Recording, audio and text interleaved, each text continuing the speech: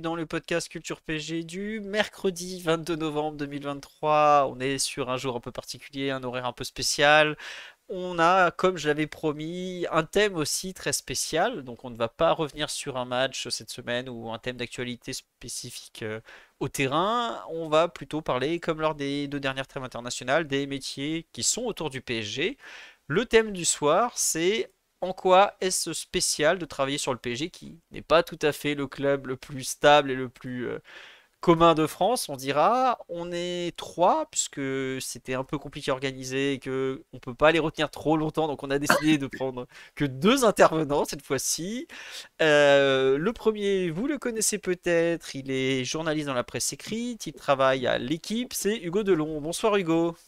Salut Philo, salut à tous. Voilà. Le deuxième, il avait déjà fait un podcast avec nous. C'était sur comment on vit un match depuis le bord du terrain. Vous allez le retrouver dès vendredi sur Prime Video. Bonsoir David Aiello.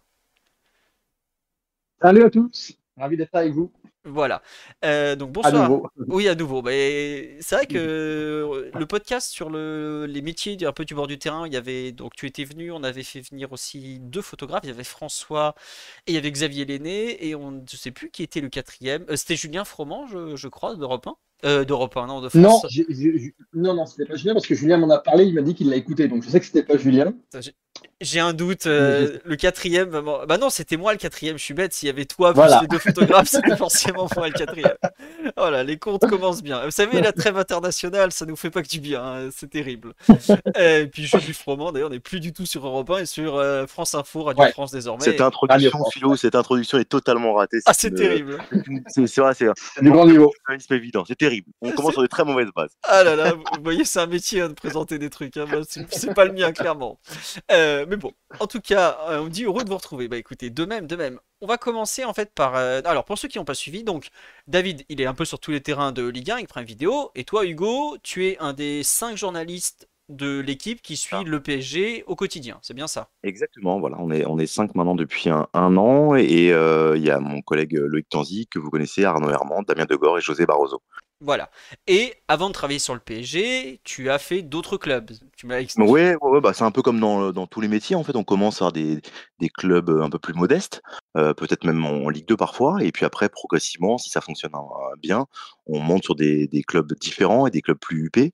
J'ai commencé par des clubs comme Toulouse, j'ai fait Valenciennes, après j'ai fait Sochaux, je suis passé par l'équipe de France Espoir, et puis après un petit peu Marseille, et puis le Paris depuis 2017 maintenant. Je me souvenais de toi sur Valenciennes, Sochaux, tout. Je savais pas que tu avais fait l'OM J'ai aussi. fait un an de l'Olympique de Marseille, ouais. J'ai fait un an de l'Olympique de Marseille à l'époque de Mitchell, la Oh là. fameuse année, voilà, où il y avait la Sanadira, qui était quand même l'intérêt de cette année-là. Mais j'ai fait un an, ouais. Et après, je suis allé sur le PSG, tout à fait. D'accord, ouais, tu fais partie de ces transferts Marseille-Paris dont on ne parlera pas ce soir, C'est ça. mais qui font partie aussi de l'histoire du foot. Bah écoute, ça tombe bien. Le premier thème que j'ai mis, c'est l'organisation du PSG avec la presse. Alors pour ceux qui ne le savent pas, et je pense que vous êtes nombreux, le PSG, comme tous les clubs, comme toutes les a des attachés de presse. Actuellement, si je me trompe pas, ils sont au moins trois pour la partie française et un, si ce n'est deux, à la partie internationale. C'est bien, C'est bien ça, ouais. c'est ça. Ouais, Euh, ouais. Est-ce que, bah tiens David, puisque tu prends la parole, est-ce que c'est différent de ce qu'on peut voir dans les autres clubs, en termes de nombre ou d'organisation? Ouais, forcément, de fait, il y a beaucoup plus d'intérêt et d'attention médiatique autour du Paris Saint-Germain, donc ça veut dire qu'il y a effectivement plus, ils sont plus staffés, hein. Souvent, là, on vient de dire, donc si on compte également le directeur de la communication qui est quand même très régulièrement présent, en tout cas sur les matchs. Donc, ils vont être systématiquement trois, voire quatre sur les matchs. Là où les autres clubs sont plutôt deux, même parfois un en déplacement. Ça arrive souvent qu'il y a un seul représentant de la communication en déplacement pour les clubs. Donc déjà, tu vois, on voit bien qu'on n'est pas sur dans la même dimension. Donc il y a une organisation qui est différente. Il y a également parfois tu le sens bien que c'est pas la même approche, quoi. C'est-à-dire que tu as des clubs qui sont encore un petit peu à l'ancienne. Tu sais, on a souvent dit le football à papa. Alors, tu as t'as des clubs qui fonctionnent encore un petit peu comme ça, avec une approche qui est. Et c'est pas une critique hein, que je formule là, c'est juste tu vois bien que ils ont pas les mêmes. Il n'y a pas la même pression, il n'y a pas les mêmes enjeux. Pareil, tu as des enjeux politiques aussi. Hein, je veux dire, le Nasser El Khelaifi, les ministres d'État. Donc, forcément, c'est pas les mêmes implications. Donc, tu vois bien que Paris, dans la dimension médiatique, c'est comme pour le reste d'ailleurs, comme pour la dimension économique sportive, c'est presque hors Ligue 1, quoi. Ouais, et toi, tu parles là des fois un seul, c'est même sur des petits clubs de Ligue 1 par exemple. Oui, oui, même sur une grande partie ouais, on va dire une bonne moitié des clubs de Ligue 1, en déplacement, il y a une seule personne de la presse qui vient, quoi. On a un attaché de presse. À domicile, bien sûr, il y a souvent le directeur de la com qui est là également. Quand ils sont deux, bah, ils seront deux à être là. Mais en fait, moi, c'est un truc qui m'a souvent étonné, c'est que les attachés de presse sont pas toujours présents sur les matchs de Ligue 1. C'est-à-dire que moi, ils prennent des week-ends, bon, pourquoi pas, mais donc du coup, en tout cas, oui, ça tourne. C'est-à-dire que, comme je le disais, à Paris, ils sont au grand minimum deux, mais très souvent trois, parfois même quatre sur les matchs, ce qui n'est pas du tout le cas d'une très grosse majorité de la Ligue 1. Oui. Et toi, Hugo, qui a connu, bah, je pense, l'autre club français le plus médiatique, Marseille, ils en ont combien à l'OM, par exemple, des attachés de presse et, Alors, actuellement, j'ai pas le chiffre en tête parce que je les côtoie pas de quotidien maintenant. Ça fait un moment que j'y suis pas allé. Mais dans mon souvenir, à l'époque, ils étaient trois ou quatre. Le fonctionnement, voilà, en termes quantitatifs, nécessairement, quand tu es à Paris, il y en a plus. Mais comme le disait David, la règle aujourd'hui, sur la quasi-totalité des clubs de Ligue 1, il faut vraiment être très clair par rapport à ça, c'est un attaché de presse à l'extérieur. Voilà, c'est vraiment la règle. Allez, il y en a peut-être à Lyon, Marseille, Paris donc, mais sinon la règle c'est vraiment très peu hein, au bord du terrain. C'est vraiment de ce point de vue-là, ouais, une personne au maximum. et c'est vrai que le PSG, je pense, enfin, à confirmer, mais pour moi, c'est le seul à avoir un attaché de presse pour la presse étrangère, justement, parce que je vois pas. À plein temps, ouais, clairement, Ouais, clairement. Comme tu l'as dit, ils ont même été deux à un moment. Enfin, il y avait une personne qui était à cheval sur d'autres activités de la branche communication du club. Mais bon, c'est vrai que de toute façon, on se rend bien compte que la demande internationale, même si elle a sans doute un petit peu baissé avec les départs de Messi et Neymar, la dimension internationale du PSG, elle est unique. Alors après, tu peux avoir des one-shots un petit peu comme ça dans des clubs où tu vois parfois, tu vois, si tu un joueur japonais enfin voilà, tu peux avoir des demandes spécifiques sur un club. Je sais que ça c'est déjà arrivé notamment du côté de Monaco, où là tu vas avoir un renfort un petit peu spécialisé. Si tu veux. À mon avis, c'est peut-être même des consultants ou des choses comme ça qui viennent prêter main forte, quoi. ouais, et puis t'as des trucs de vraiment communication, genre community manager. Je sais que le PSG, par exemple, a créé un compte coréen sur Twitter dans la foulée, pardon, de l'arrivée de Lee, qui est d'ailleurs qui est régulièrement actif, tout ça. Mais ça, c'est pas souvent, c'est des boîtes externes, par exemple, pas forcément des mecs du C'est club. ça, Voilà. exactement. Ouais. Ouais, et quand je dis, quand on parle des trois du PSG plus la personne pour la communication extérieure, c'est uniquement pour l'équipe première foot. Il y a encore d'autres personnes pour le Bien hand, sûr. pour les Ah oui, oui. féminines. Ah oui, Voilà. non, non. Ah oui, ce dont on parle, c'est la section foot. Après, il y a même un attaché presse chargé du centre de formation. Ouais. Voilà, qui s'appelle Mathieu, qui était avant sur l'équipe première. Donc là, oui, oui, ce dont on parle, c'est uniquement la section de l'équipe première. Et puis après, il y a effectivement un attaché presse pour le basket, du handball. D'ailleurs, régulièrement, ils font des transferts entre les différentes sections. Et il y a des gens qui étaient à la section foot auparavant, quelqu'un comme Timothée Lemoine, qui est passé ensuite au handball, etc. Donc il y a des ponts qui se font entre les différentes sections. Oui, c'est le même club malgré tout, faut le savoir. C'est ça. Non mais c'est vrai Il y a le judo également. De quoi, pardon? Il y a le judo également, le Oui, c'est section vrai, le judo judo, oui. également. Même chose. Mhm. Bah d'ailleurs, l'intérêt du campus PG, c'est notamment de regrouper un peu toutes ces sous-sections qui sont explosées un peu partout dans l'ouest parisien globalement, quoi. Est-ce qu'il y a, parmi un peu cette organisation du PSG qui est finalement assez classique, une particularité malgré tout, selon vous? T'as vu, Ah, j'ai plus. Oui, vas-y, du coup. David. Hmm. Non, David, je vais laisser parler, David. Non, non, vas-y. Oui. Je vois pas en plus là, spontanément, je vois pas, mais dis-moi. La Dis-nous. spécificité en termes d'organisation, tu veux dire, Philo? Ouais, ouais, d'organisation, ouais, vraiment. Moi, je ressens pas de différence par rapport au club que j'ai connu auparavant, plus modeste. On reviendra sur le fond ensuite, sur la manière dont eux, on gère leur relation presse, mais sur le fonctionnement, il n'y a pas de grande différence. Voilà, il y a une conférence de presse qui est hebdomadaire, bi-hebdomadaire quand il y a la Ligue des Champions, mais il n'y a pas une méthodologie différente, moi, me semble-t-il, dans les clubs, par rapport aux clubs de Ligue 1 que j'ai suivis. Après, il faudrait voir par rapport aux clubs étrangers, mais moi, j'ai pas le sentiment qu'il y a une méthodologie différente quand il s'agit du PSG. Après, sur le D'accord. fond, sur la manière de faire de la communication, on y viendra ensuite. Il y a des vraies différences en fonction des clubs, et là spécifiquement sur le PSG. Mais sur la méthodologie pure, me semble-t-il, David, peut-être tu seras pas d'accord par rapport à ça, mais moi, il n'y a pas d'immense différence par rapport à ce que j'ai connu dans les différents clubs de Ligue 1 que j'ai suivis, et puis même dans les différents clubs de Ligue 1 auxquels je suis confronté maintenant depuis que j'ai commencé ce boulot depuis une quinzaine d'années. Ouais. Non, je pense que David Ouais, sera. ouais, non, je suis. Ouais, voilà. Ouais, ouais, non, non, je suis assez d'accord. Enfin, pour moi, de toute façon, le schéma, c'est le schéma d'un grand club ou même, comme on dit parfois, d'une grande marque mondiale de sport. C'est-à-dire que pour avoir fait pas mal de matchs de Ligue des Champions et en particulier du PSG, bon, bah, tu vois bien que ça fonctionne à peu près de la même manière. En plus, de toute façon, il y a à plein d'égards, tu n'as pas le choix, puisque par exemple, ce que nos auditeurs sont pas forcément au courant, mais il y a plein de choses qui encadrent en fait de manière presque réglementaire la communication des clubs. C'est-à-dire qu'en Ligue des Champions, la conférence de presse de veille de match, elle est obligatoire avec un joueur, avec l'entraîneur. Et la même chose également en Ligue 1, même si la date, c'est pas H-24, elle est pas forcément fixée. Donc, il y a tout un tas de choses qui, de toute façon, font que l'agenda, la communication d'un club pro aujourd'hui, il est de toute façon assez régulé. Donc, tu fais pas de toute façon, de toute façon, en gros, ils font le minimum. Ils font le minimum syndical et le minimum presque vital. Je dis vital dans le sens où il y a pas longtemps, j'avais une discussion justement avec des gens de la com du Paris Saint-Germain qui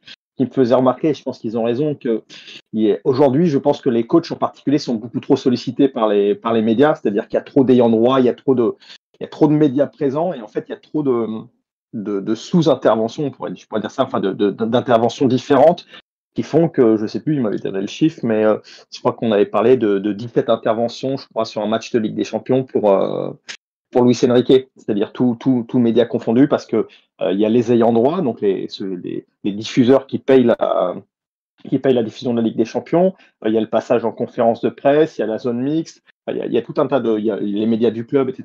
Et en fait, tout cela est compartimenté. Donc, alors des fois, on reproche après aux coachs d'être langue de bois ou parfois de se planter dans leur com, mais on va pas les plaindre, c'est pas l'usine comme boulot. Mais c'est devenu quelque chose quand même de très particulier, enfin très particulier, de très enfin voilà, qui conditionne un petit peu la communication. Et ça, pour le coup, pour en revenir à ta question, Philippe, c'est pas une particularité du PSG. Ça rejoint ce que je disais au début, c'est que c'est le fonctionnement des grands clubs aujourd'hui et t'as pas beaucoup de marge de manœuvre, en tout cas sur cette partie-là. Après, comme disait Hugo, il y a plein de choses à dire qui sont particulières à chaque club. La seule particularité finalement que je donnerais à Paris, et ça c'est presque unique d'ailleurs en Europe, c'est la présence des médias, enfin le centralisme de la France qui fait que tous les médias sont à Paris et que du coup dans ton organisation, t'as beaucoup plus de médias évidemment qu'ailleurs en France et même peut-être pas qu'ailleurs en Europe parce que enfin, ce que je veux dire c'est que à Londres évidemment c'est encore plus dilué parce que tu as 6, 7, 8 clubs en première ligue. À Madrid, tu vas avoir deux ou trois clubs, etc. Donc il y a cette particularité, c'est pas une question d'organisation, mais il y a cette particularité à Paris qui est que tu es le seul club de la région parisienne et il se trouve que tous les médias, tous les grands médias sont installés à Paris. Donc ça change un petit peu, ça change beaucoup de choses, notamment dans la façon de travailler, je pense, du club, parce qu'ils ils ont une gestion de demande, de flux médiatique qui est hors norme. Je voudrais revenir à ce que tu disais, David, là, c'est intéressant sur l'exercice intellectuel que représente l'après-match pour le coach. On en avait discuté en off avec un entraîneur récent du Paris Saint-Germain, et il nous expliquait, je fais une petite intermède là-dessus, c'est intéressant que pendant trois quarts d'heure, une heure, c'est un exercice intellectuel à part entière. Il faut, donc tu sors d'un match, tu es épuisé, victoire, défaite ou nul, peu importe, tu es épuisé parce que tu as victoire, et donc tu as une heure d'exercice médiatique, que ce soit en conférence de presse, mais bien sûr avec les ayants droit. Et il nous disait qu'il sortait de cette séquence où il faut être quand même relativement concentré dans la mesure où il faut tenir son propos et avoir une direction, surtout avec les enjeux du PSG, avec les égos des différents joueurs, totalement lessivé de cette séquence-là. Et ça pouvait amener ponctuellement à des erreurs parce que à un moment donné, voilà, pendant une heure, tu maîtrises ton propos et sur, allez, une vingtaine de secondes, une trentaine de secondes, tu vas laisser échapper ton discours et ça peut créer voilà, toutes les conséquences qu'on peut avoir au PSG. Et je pense vraiment que c'est un exercice qui est pas simple sur le plan intellectuel. Alors, bien sûr, David a raison, on va pas les plaindre, mais voilà, c'est intéressant parce que ça peut provoquer des erreurs de communication. On reviendra au fond tout à l'heure, mais ça peut provoquer des erreurs de communication chez les entraîneurs, et notamment ceux des grands clubs européens, en raison raison de ce rythme-là, en raison de l'intensité et du nombre de délits en droit et du nombre d'interventions à faire ensuite. Et voilà. Et après, je sais pas si vous vous souvenez, Galtier s'était fait avoir parce que il avait été ensuite, je me souviens, une fois devant les caméras de PSG télé, et je me souviens plus exactement de son propos, mais il avait dérapé, ou en tout cas, il n'avait pas tenu son propos devant PSG télé, ce qui avait créé une polémique. Tout ça pour vous dire que l'exercice médiatique est quelque chose d'assez éprouvant, et c'est assez intéressant à analyser de ce point de vue-là, notamment sur les grands clubs comme le PSG.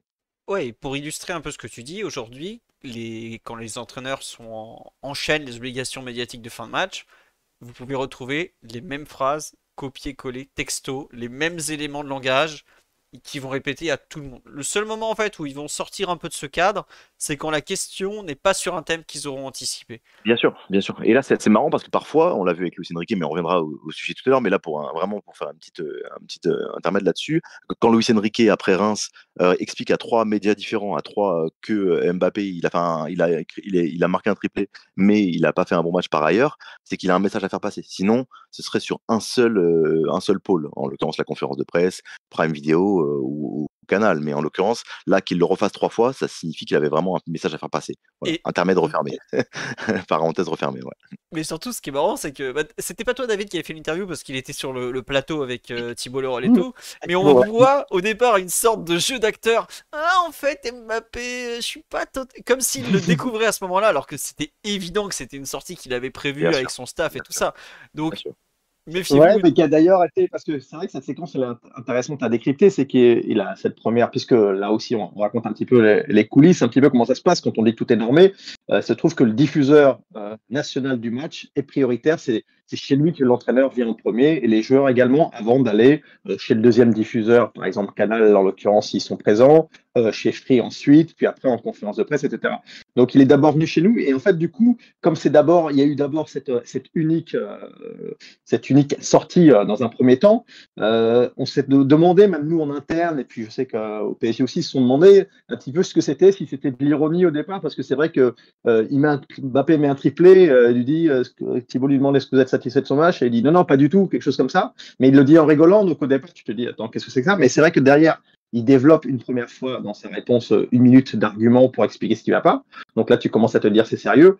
Et puis, comme le disait Hugo à l'instant, le fait qu'il répète les arguments derrière en conférence de presse et chez d'autres ayants droit également, tu te dis, ah oui, donc là, il se passe quelque chose. Mais ça me fait penser à quelque chose d'ailleurs, parce que quand je vous ai entendu, là, j'ai pensé à quelque chose qui est peut-être également une particularité, c'est que, et qui n'est pas évident à mon avis avec Luis Enrique, c'est que un des rôles, des missions des attachés de presse et des directeurs de la communication, c'est évidemment de briefer un petit peu les joueurs, de les aider dans leur communication, qui est parfois d'ailleurs un petit peu problématique parce que ça donne lieu parfois, et même souvent, à des réponses un peu robotiques. Hein. Je ne parle pas spécialement du PSG, mais en général.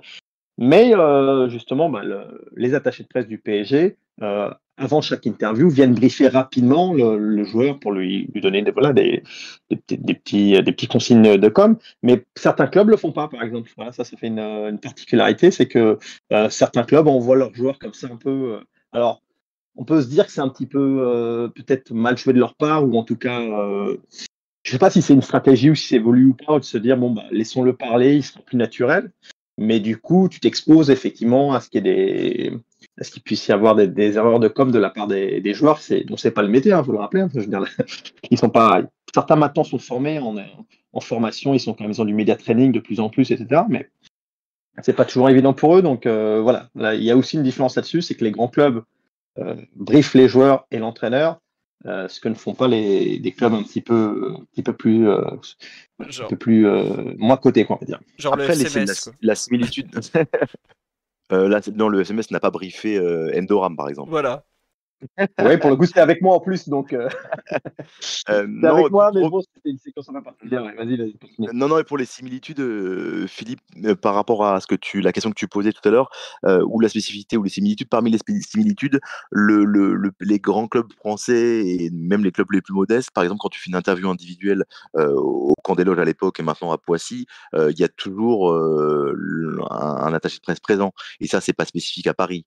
sur les grands clubs français, européens, voire les clubs les plus modestes, il y a un attaché de presse dans la pièce qui régulièrement, en tout cas pour les grands clubs, enregistre la conversation que tu as. Donc là, de ce point de vue-là, c'est très similaire entre les différents clubs français et européens. En tout cas, ça fait longtemps que j'ai pas fait d'interview dans des clubs plus modestes, mais en tout cas, sur les dernières années, il y a toujours un attaché de presse présent dans la pièce qui enregistre la conversation que tu tiens avec ou l'entraîneur ou le joueur. Oui, pour t'éviter des problèmes, enfin pour éviter au De club, retranscription, voilà. exactement, voilà. Alors, au début, ça fait bizarre parce que c'était pas la règle quand j'ai commencé ce boulot-là. J'ai l'impression d'être très vieux quand je dis ça, mais voilà. Aujourd'hui, en tout cas, depuis une petite dizaine d'années et depuis donc au PSG, moi, j'ai connu que ça. D'accord. Voilà. Mais c'est vrai que ça, tu vois, je me demande à quel point c'est inspiré de ce qu'a pu se faire notamment à l'étranger. Parce que ça, par exemple, je suis à peu près certain que ça vient des médias anglais.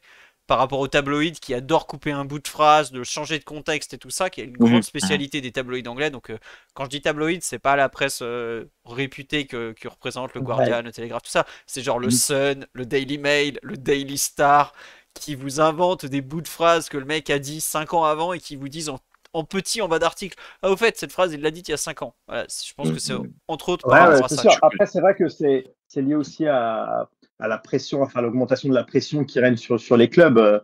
Pour le coup, enfin, je me souviens avoir fait des interviews au Condé Loge il y a très longtemps où on te laissait, déjà, on avait des entretiens individuels, ce qui est plus forcément le cas. Enfin, c'est difficile aujourd'hui. Mhm.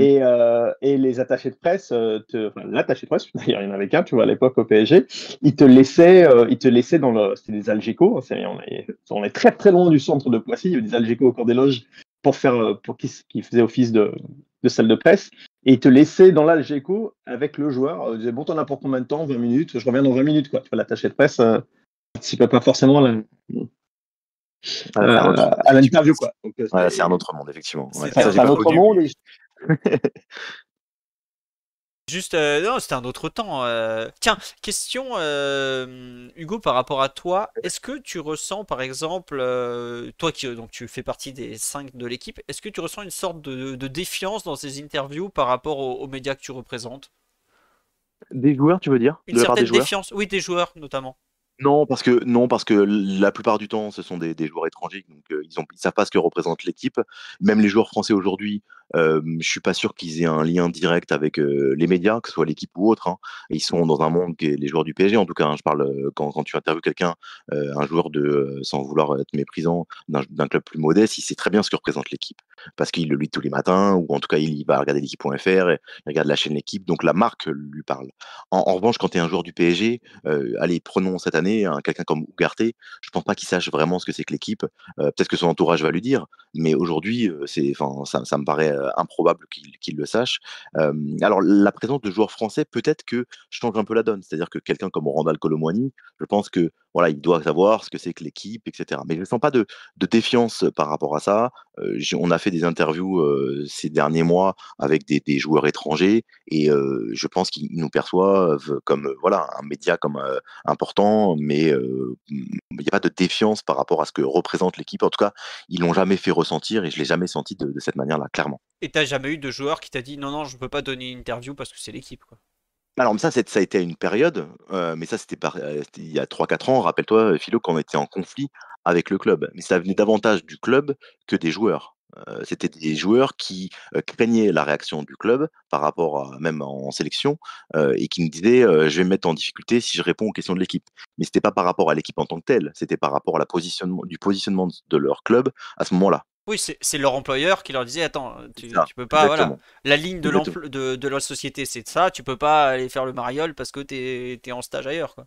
Donc ouais, C'est ça en fait, mais après il y avait des joueurs qui avaient suffisamment de poigne et qui avaient suffisamment d'indépendance pour nous accorder aussi à l'époque des interviews. Attention, hein, je me souviens d'avoir fait des joueurs, français, hem, Matuidi, non?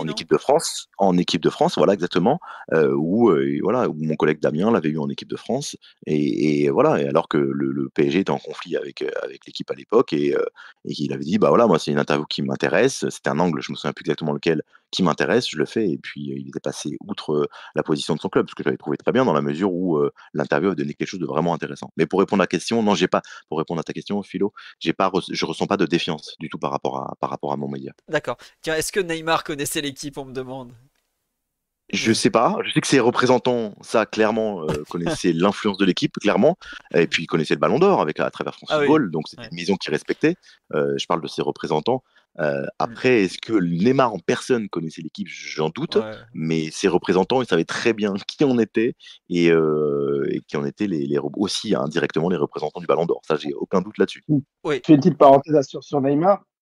Je ne sais pas effectivement si il mettait certainement pas de visage sur les gens de l'équipe, mais j'ai quand même remarqué pendant son passage à Paris qu'il avait quand même on va dire une véritable sensibilité médiatique, c'est-à-dire que à chaque fois qu'il fallait passer en zone mixte, il le faisait quand il avait des messages à délivrer. Et je me rappelle, parce qu'à l'époque, je travaillais en zone mixte, je n'étais pas chez Prime, que je le voyais parfois passer devant les médias français parce que ça ne l'intéressait pas, et qu'il allait directement voir. Au fond, il y avait les quelques médias brésiliens qui étaient représentés, dont les plus gros qui étaient là, dont au Globo, etc. Et il savait aller leur parler à ce moment-là parce qu'il avait des choses à leur dire.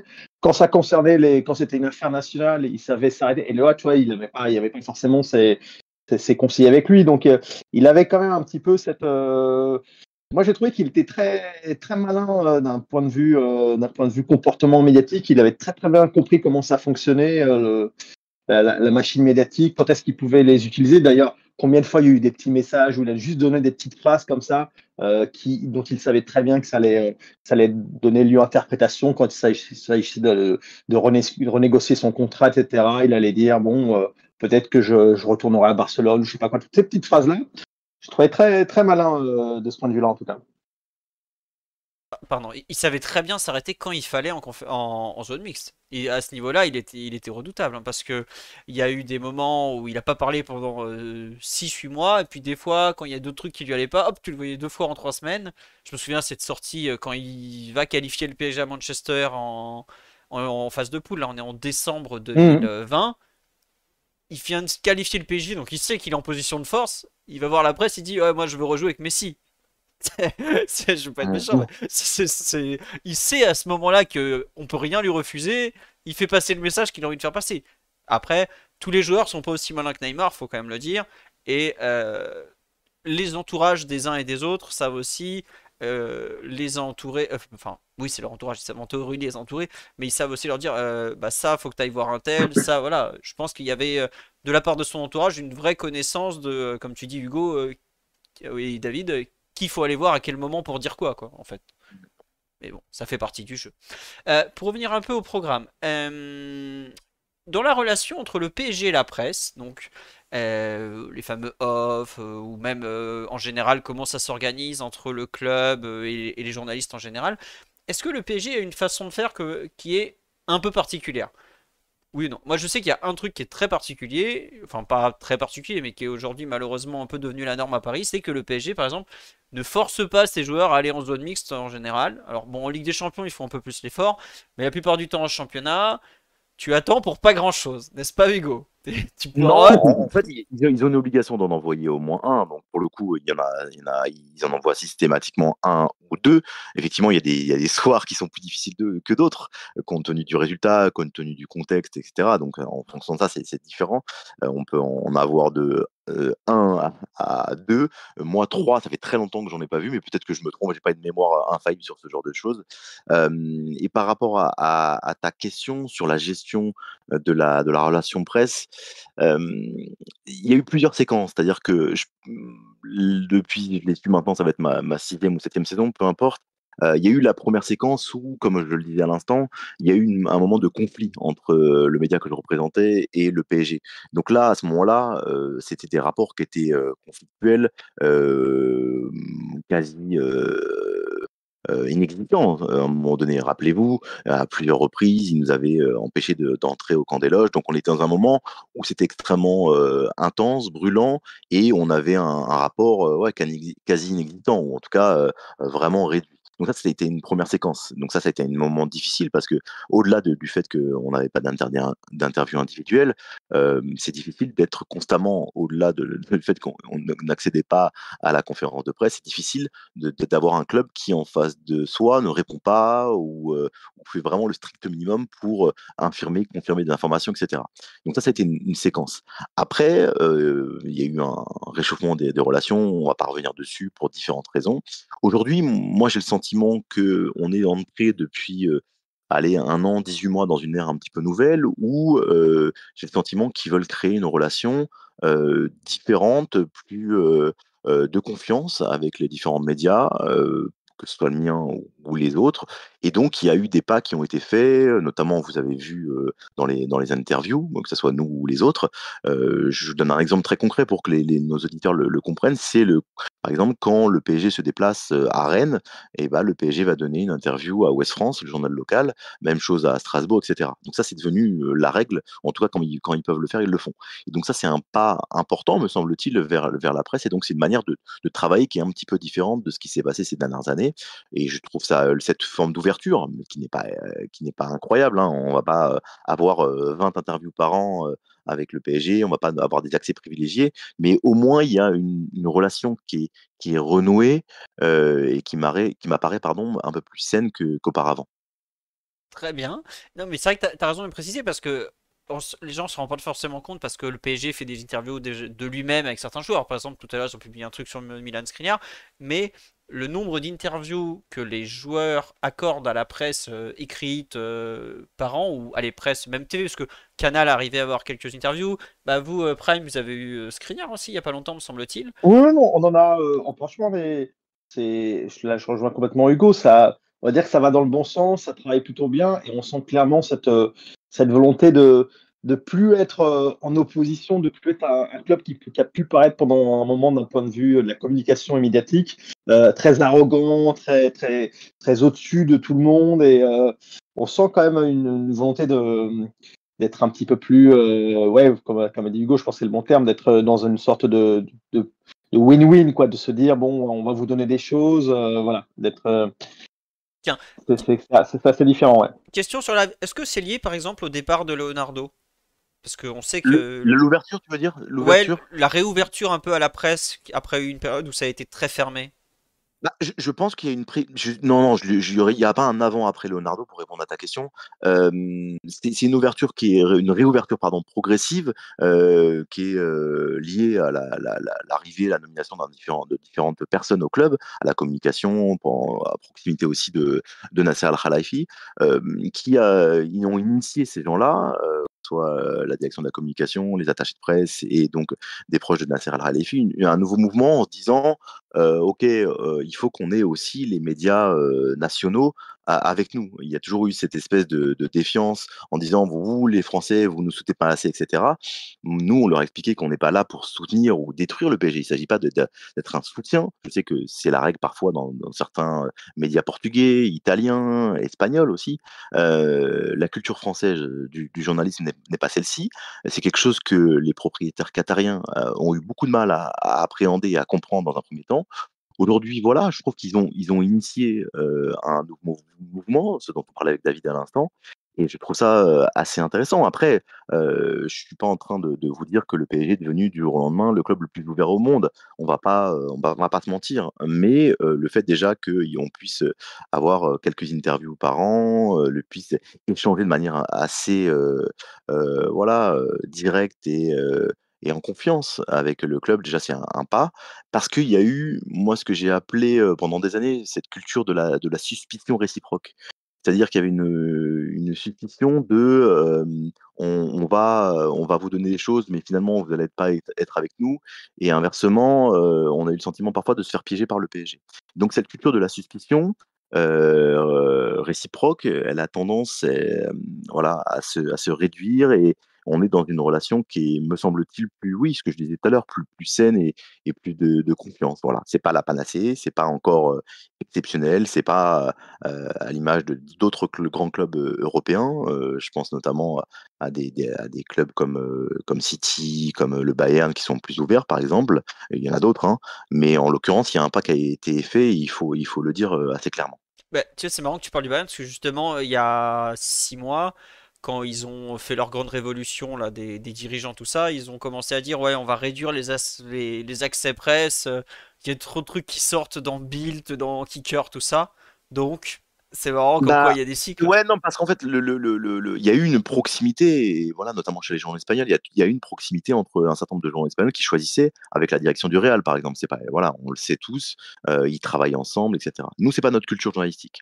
Le Bayern également, à l'époque, faisait ça. Moi, aujourd'hui, j'ai beaucoup plus de facilité à avoir une interview avec un joueur du Bayern, français ou étranger, qu'avec un joueur du PSG. On en est là aujourd'hui, c'est clair, on va pas se mentir par rapport à ça, ou avec un joueur de Manchester City. Voilà, vous n'êtes pas sans, voilà, vous lisez aussi, même si c'est France Football qui représente le Ballon d'Or, il y a eu des interviews récentes de Bernardo Silva, de Haaland, dans l'équipe de Gundogan, etc. Aujourd'hui, c'est plus facile pour nous d'avoir des joueurs de City ou du Bayern que du PSG.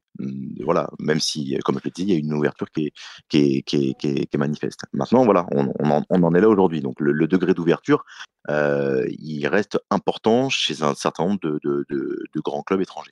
Ouais, tu vois, sur là, il me dit la faute à qui? Mais en fait, c'est comme tu l'as dit, il y avait une relation franchement malsaine, je trouve, entre le PSG et les médias français, où le PSG reprochait aux médias français de pas les soutenir, et les médias français d'expliquer sans que je jette la pierre à aucun des deux, je comprends. Il y avait trop d'écart entre la position de l'un et la position de l'autre qui n'était pas conciliable en fait. C'est Mais ça. Il y avait cette culture, et notamment que Nasser Khelaifi a initié ça, c'est-à-dire que lui ne comprenait pas, et vraiment il le disait à un certain nombre de ses proches à l'époque, je parle de ça il y a 7-8 ans, il ne comprenait pas comment un certain nombre de médias, le Parisien, l'équipe et RMC et d'autres, ne soutenaient pas le club. Il ne comprenait pas. C'est quelque chose qu'il n'envisageait Il a pas. même d'ailleurs dit souvent publiquement, hein, d'ailleurs, il y a eu Bien sûr, plusieurs bien sûr, interventions où bien sûr. il le disait. Ouais.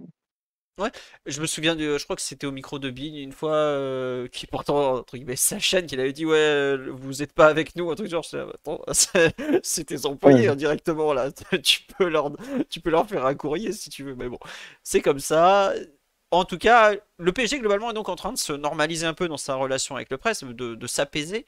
Et dans cette relation PSG-presse, est-ce que vous ressentez que le PSG est devenu un club vraiment international? Parce que bah, je sais, bah, tu vois, Culture PSG va Bon, ça avoir. oui, clairement. Excuse-moi, Ouais, attends, moi David, je précise j'ai juste un suivi. truc. Ah, vas-y, Quand, vas-y. quand, on avait quand j'ai commencé le site il y a bientôt 10 ans, euh, les news du PSG, ça faisait la France, un petit peu l'Italie, parce que c'était un peu le 21e club de Serie A, vite fait l'Espagne, parce qu'ils craignaient un peu l'arrivée. Voilà. Aujourd'hui, on retrouve du PSG, mais absolument partout. Là, je sais plus ce que c'était la dernière news que j'ai vue autour du PSG sur. Bah, je crois que c'était tout à l'heure Gonzalo Ramos. 20 minutes après, c'était sur un site bolivien, quoi. Au fin fond de la Bolivie, ils étaient en train de parler du PSG. Toi, tu le ressens, David, le fait que le club est devenu vraiment très international? Ça fait plusieurs années que je le remarque à plein d'indices et de preuves, entre guillemets. Une dernière là, qui m'a interpellé, c'était juste avant la trêve avec le déplacement à Reims, où je fais donc moi je suis dans ma position là, qui est à l'intérieur, ce qu'on appelle la position flash, c'est-à-dire les positions les interviews d'après match. Pas celle qui a juste au coup de sifflet final, celle-là on appelle ça la super flash, donc c'est très rapide, mais les interviews qu'on a juste après. Et donc j'étais à l'intérieur dans le hall du stade de Reims, et d'un seul coup je me tourne et je vois Warren Zaïre-Emery au micro de journalistes asiatiques, et je demande justement à l'un des attachés de presse du PSG qui était présent quelle est donc cette télé, qu'est-ce qu'elle fait à Reims, et il me dit que c'est une télévision chinoise qui était là, qui était présente sur le match, et qui a fait une interview donc, de Warren Zaïre-Emery. Donc, bon, ça déjà, il y a quelques années, évidemment, tu voyais pas. Je me rappelle également que j'ai voulu faire un micro-trottoir juste avant la Coupe du Monde, PSG-Auxerre, le dernier match au parc avant la Coupe du Monde, et il y avait que des spectateurs sud-américains. On voulait faire un micro-trottoir français pour savoir s'ils craignaient que Mbappé se blesse avant ce match, enfin, si les internationaux français pouvaient se blesser, s'il y avait une crainte par rapport à ça. On n'a quasiment pas pu le faire parce qu'il y avait que des supporters étrangers. Et puis voilà, puis de manière générale, tu le vois bien sur tous les grands matchs au parc, tu as toujours, ça tourne, mais tu vas voir au Globo, tu vas voir, quand Messi était là, évidemment, tu avais souvent des médias argentins. Donc, oui, non, c'est devenu. Puis je veux dire, ça a un peu baissé, évidemment, depuis avec le départ de Messi et Neymar, mais c'est devenu clairement un club à dimension internationale. Ouais. Il y a eu vraiment un avant-après, me semble-t-il, Ibra, Neymar, Messi, quoi. C'est-à-dire que quand t'arrives à attirer des stars aussi importantes, ça a un effet, d'attraction immédiat. On l'a vu sur le nombre de followers sur les réseaux sociaux du PSG et cetera. Mais en tout cas, moi j'ai toujours connu ça, pour l'avoir, commencé le PSG en 2017. Mais, et le climax a été au moment de Messi où effectivement et on a vu arriver des télés du monde entier. Moi je me souviens les 1 semaines avec le Messi, c'était incroyable de ce point de vue-là. Et aujourd'hui, c'est marrant parce que depuis qu'ils sont partis, je me souviens de la réaction, vous l'avez tous en tête, de Luis Enrique il y a 3 semaines quand il est arrivé et qu'il voyait personne ou quasiment personne à Poissy. On était une dizaine dans la salle. Enfin, moi, j'étais pas là ce jour-là, mais en tout cas, mon collègue m'a raconté.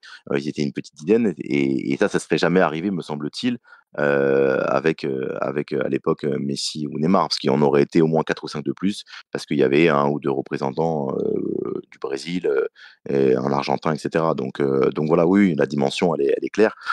Mais aujourd'hui, voilà, je pense que la direction de la communication du PSG le regrette. Il y a effectivement, moins de représentants étrangers en conférence de presse d'avant-match et même sur les matchs au Parc des Princes. Après, tu vois, quand tu vas en tribune presse, donc bon, pas toi David, t'es en bas du terrain, où là pour le coup vous n'êtes pas beaucoup au bord du terrain, il doit y avoir que. Bah, Et encore que, ouais, mais oui, enfin, moi, pendant le match, effectivement, je suis tout seul parce qu'il n'y a, que le diffuseur national qui est présent. Mais comme je disais tout à l'heure, il y a aussi les ayants droit, donc ceux qui ont payé les droits de diffusion à travers le monde. Et sur les gros matchs de Ligue 1, je ne parle pas de Ligue des Champions, de Ligue 1, parfois il y a tu as 8 ayants droit au total. Donc, et tu n'en as que 3 Français au maximum, c'est-à-dire que tu as Prime Video, Canal+, et Free. Et donc les 5 autres, c'est des étrangers. Donc ça dit quand même, tu vois, sur la Ligue 1, tu peux quand même avoir 5 médias, je parle de télévision, plus la presse écrite qui peut être amenée à intervenir en zone mixte ou en conférence de presse. Donc et c'est ça qui? reste quand même important, quoi. Et c'est qui comme média, par exemple, par curiosité? Parce que je sais que par exemple BT en Angleterre, donc moi je vis à Londres depuis un certain temps, donc c'est devenu TNT Sports, mais ils sont en studio à Londres, ils sont pas sur place. C'est qui les Ouais, médias non, comme eux, ils ça en viennent bord plus. de pelouse avec toi? Alors, il y a très souvent, il y a Bein MENA, c'est-à-dire Moyen-Orient, Moyen-Orient, Afrique. Ils sont là souvent. Il y a en fait DAZN qui a des droits en Belgique. On voit quasiment tout le temps quelqu'un maintenant également. Très souvent également, tu vas avoir un média sud-américain détenteur de droits. Alors, ça peut être ESPN, enfin, tu vois, ça tourne un petit peu en fonction des pays. Qu'est-ce qu'on a ensuite? Ça, c'est les principaux. Puis après, ponctuellement, tu vas avoir un média italien qui va être là. Parfois, ça va être un média portugais, espagnol. Tu vois, ça, après, sur le reste, ça D'accord. tourne un peu plus, quoi. Ah, mais il y a vraiment le En monde fonction entier, quoi. de. Ouais. Ouais, ouais, ça dépend un petit peu. Ça va. Et puis, comme je te disais, ça peut être aussi parfois des médias asiatiques, tu vois, comme là, la télévision, la télé chinoise qui était là à Reims et qui faisait partie des ayants droit. Ouais. Ouais, non, mais c'est là que ça devient fou. Et moi, je sais que par exemple, des fois, tu vois, pour les matchs de Ligue des Champions, t'as des fois des plateaux télé avec des Hollandais, quoi. Et pas pour un match avec Ouais, l'équipe hollandaise en face, hein. Tu sais, genre, ah ouais, quand même, c'est pas rien, hein. Et on nous demande, est-ce que Lee Kang-in n'a pas ramené des télés asiatiques? Bah, j'imagine que je suis pas sûr que la télé chinoise soit totalement là pour Lee, hein, parce qu'il est sud-coréen, et c'est pas non plus le même pays, quoi. Donc, je sais Non, pas. pour le coup, je crois il y a beaucoup de Japonais qui suivaient à Reims parce ils suivent Oui, Ito et il y a Nakamura aussi. exactement. Et il y a beaucoup comment dirais-je, de médias japonais qui dépêchent des envoyés spéciaux dans les principaux clubs de là où jouent des Japonais, que ce soit en France ou à l'étranger d'ailleurs. Et ça, pour le coup, c'est pas étonnant. Et je crois qu'ils les suivent d'ailleurs systématiquement. Je me souviens avoir vu un, une journaliste, pardon, japonaise suivre Sakai à l'époque à Marseille. Et ça, pour le coup, c'est le cas pour beaucoup de journalistes japonais. Ils suivent régulièrement leur international à l'étranger. On me dit possiblement Reims a un actionnaire chinois. C'est possible, effectivement, ça pourrait peut-être expliquer pourquoi cette présence. Et Possible, effectivement. Pas bête. en tribune presse, au Parc des Princes, tu as aussi beaucoup de, même pour des matchs de Ligue 1, tu as beaucoup de journalistes étrangers qui sont là, hein. Moi, je sais que tu as, comment il s'appelle, là, l'Espagnol de Mundo Deportivo, Go, tu connais peut-être son nom, là. Ouais, non, non, il y a le Danny Gilles, représentant de la voilà. Gazzetta. Ouais, il y a le représentant de la Gazzetta, qui est Alessandro, qui est un envoyé spécial permanent à Paris. Qui est Il là y depuis a 10 ans, effectivement, hein. c'est ça, exactement. Lui, il est arrivé avec. Alors, me semble-t-il, il faudrait que chez Verratti, au moment où Verratti ou Ouais. un petit peu après, peut-être. Je me souviens plus exactement, Bah, faudrait tu lui sais, demander. à Mais l'époque, c'est ils quelque chose étaient comme deux, ça. le duo transalpin. Il y avait C'est ça. Alessandro Grandesso de la Gazzetta et Simonero Vera. de Tutto Ouais, Sport ouais. à l'époque, qui Tout aujourd'hui à fait. est plus trop chez Tuttosport d'ailleurs, je crois. Mais oui, Non, il y a, qui est devenu Non. conseiller en communication pour un certain nombre de joueurs. voilà. Et outre les Italiens, on a au moins un Espagnol et on a quoi d'autre en tribune presse en ce moment? Bah, on avait des Brésiliens jusqu'à présent. On avait 3 ou 4 représentants du Brésil à l'époque de Neymar, notamment Isabella, que vous connaissez tous. Mais aujourd'hui, il y en a, enfin, moi, me semble-t-il, j'en croise beaucoup moins, hein. Je parle sous le contrôle de David, mais en tout cas, moi, Ouais. là, sur les dernières semaines, j'ai pas le sentiment d'avoir croisé beaucoup de journalistes brésiliens. Et vous avez des journalistes coréens qui sont venus ou pas? Ou vous savez pas trop? Parce que bon, tout le monde J'en ne ai se parle croisé. pas, hein. Non, non, non, non, non, non, non, j'en ai croisé. Alors, j'ai discuté avec l'un d'entre eux. Alors, malheureusement, je connais pas son prénom, mais j'en ai discuté avec l'un d'entre eux il y a quelques semaines. Donc oui, il y en a. Enfin, j'en ai vu passer qui s'intéressent effectivement au phénomène Lee, parce qu'il faut bien parler de ça. Notre collègue Imanol l'a écrit dans l'équipe il y a 2 jours. C'est vraiment Très un intéressant phénomène. ce papier, ouais. Ouais. Ouais, c'est un phénomène assez incroyable là-bas. Bah, c'est quelqu'un qui, au-delà de sa réussite pardon, sportive au PSG, ou en tout cas ce qu'on a vu, ce qui est intéressant, on en parlera peut-être un jour dans le podcast, mais pour le coup, c'est un vrai phénomène et il y a des demandes du monde entier pour ce jeune homme qui est vraiment une star dans son pays. Et nous, on ne le mesure pas, mais moi, quand j'ai vu l'arrivée avant le papier d'Imanol dans l'équipe, j'avais vu l'arrivée à l'aéroport, c'est une rockstar. C'est assez incroyable, hein. Oui. C'est assez fascinant de voir ça et ça va créer beaucoup, beaucoup, au-delà de la vente des maillots dont on a beaucoup parlé, au-delà des followers, ça va créer beaucoup, beaucoup de. Ouais, pour le PSG, pour la direction de communication du PSG, c'est assez formidable dans le sens où ça va créer beaucoup de. De Voilà, vocation, de Ouais, c'est ça, supporter, ouais. c'est ça. Non mais Donc non, non, c'est top pour Lee, eux. on parle du Messi coréen, mais quand il a, enfin, je vous l'avais partagé sur Twitter la vidéo là où il arrive à l'aéroport pour la trêve internationale, mais c'est une dinguerie. Enfin, les Tout à mecs fait. qui lui font signer tout et n'importe quoi. Il y a quand même un type qui a acheté le maillot de Donnarumma, qui a floqué Lee Kang-in et qui est venu faire signer son maillot de gardien. Je suis mais qu'est-ce que t'as fait, mon ami? Tu- ils vont t'en refaire un de maillot, t'inquiète pas. Enfin, vraiment, ouais, c'est un phénomène Après, sur la médiatique, hein. dimension, Après, sur la dimension internationale, pour revenir sur ta question, Philo, faudrait poser la question au chargé de communication du PSG, mais je pense vraiment qu'ils ont souffert du départ de Neymar et de Messi, forcément, de ce point de vue-là, en termes de demande d'interview, en termes de présence médiatique au Parc des Princes et aussi sur la Ligue des Champions. Je pense qu'il y a un avant-après. Le PSG ne peut pas avoir perdu Neymar et Messi sans avoir des conséquences profondes de ce point de vue-là. Et bah, Ouais, mais d'ailleurs, je pense que c'est intéressant de rebondir là-dessus parce que je trouve que parce qu'on a parlé là du changement de positionnement médiatique en termes de communication du club. Je trouve également que le fait d'avoir perdu ces deux monstres médiatiques, pour le coup, qui étaient tous les deux plus gros que le PSG en termes de followers et d'impact médiatique, je trouve que ça a eu des conséquences aussi sur leur manière de gérer les joueurs. C'est-à-dire que je l'ai vu, c'était quand même très compliqué de gérer ces deux joueurs-là, c'est-à-dire que de les faire passer en zone mixte, bon bah Messi on l'a pas vu en 2 ans en zone mixte, on l'a pas vu non plus en conf en dehors de son intronisation. Neymar il est un petit peu plus venu, mais c'était quand même compliqué. Et je trouve que ça a aussi permis au Paris Saint-Germain de reprendre un petit peu la main, en tout cas d'essayer de reprendre la main vis-à-vis des joueurs pour leur dire bon. Maintenant, c'est la communication du club, c'est nous. Enfin, c'est le club qui la gère. Je dis pas qu'ils ont complètement réussi, qu'aujourd'hui ils font ce qu'ils veulent avec les joueurs, etc., hein.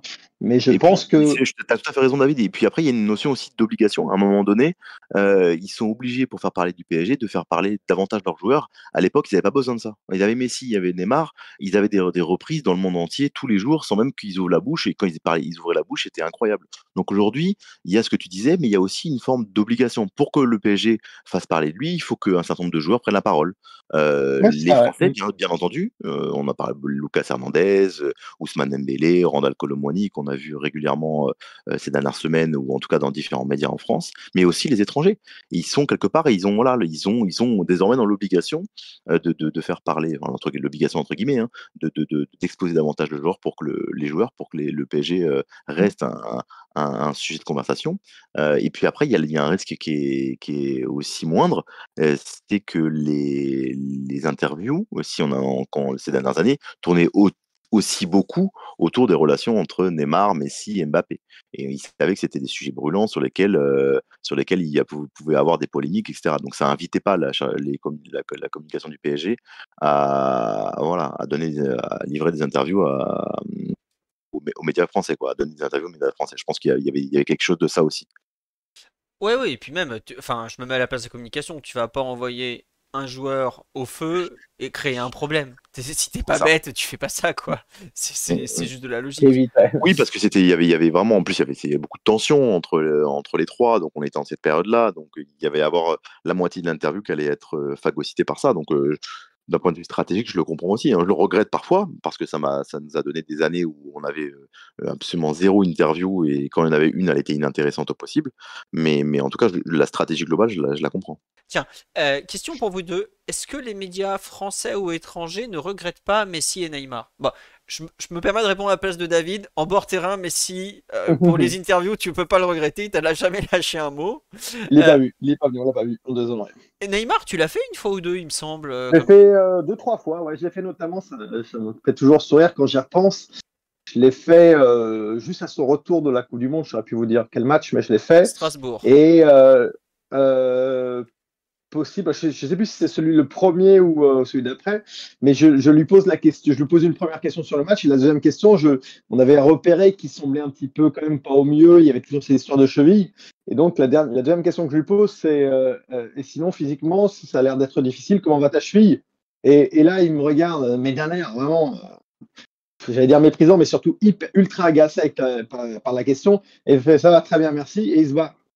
Et sauf que bah, le match d'après, il se la pète, quoi, la cheville. Donc, Ça, c'était la dernière fois, il nous avait parlé, mais au-delà de ça, parce que de toute façon, sur cet exercice-là, tu n'as que 2 questions, donc c'est pas là où tu vas faire grand-chose. C'est sûr que pour en revenir à ta question, bon, bah, c'est oui, enfin, comme j'ai dit, c'est un petit peu à double tranchant parce que finalement, Messi, on le regrette en tant que joueur, en tant qu'objet médiatique, en tant qu'objet sportif et tout ce que tu veux. Mais pour le coup, il a rien donné. Et moi, la chose qu'en tant que même amoureux de foot, je reproche à Messi lors de son passage en France, c'est d'avoir aussi peu donné aux fans, aux médias. Je veux dire, il a quand même été reçu comme un roi. Alors, il se trouve que c'est le roi, c'est le roi absolu du football. Il a été reçu en tant que tel, c'était normal, mais en échange, il n'a rien donné. Il a pas beaucoup donné sur le terrain, mais ça, on peut en discuter. Et puis, il y a des éléments qui font que. Mais je trouve il a pas assez donné. Il a pas assez, tu vois, je veux dire, il y a quand même, il a donné à France Foot quand il fallait, parce que c'est des obligations vis-à-vis du Ballon d'Or. Et là aussi, il était bien content de pouvoir le faire. Et c'est tout ce qu'il a fait. Et ça, pour moi, ah, c'était il a pas fait le faire, quoi. minimum, hein. Non, c'est ça. Et toi, Hugo, enfin, tu les regrettes un peu, Messi ou Neymar? T'en as... Ah, c'est-à-dire que je les regrette d'un point de vue personnel ou professionnel? D'un point de vue professionnel, euh, Vas-y. non, mais d'un point de vue professionnel, c'est-à-dire que on savait que 50%, peut-être même plus, de nos articles allaient tourner autour de ces deux-là. Le restant étant Mbappé, donc ça nous donnait beaucoup de travail de ce point de vue-là.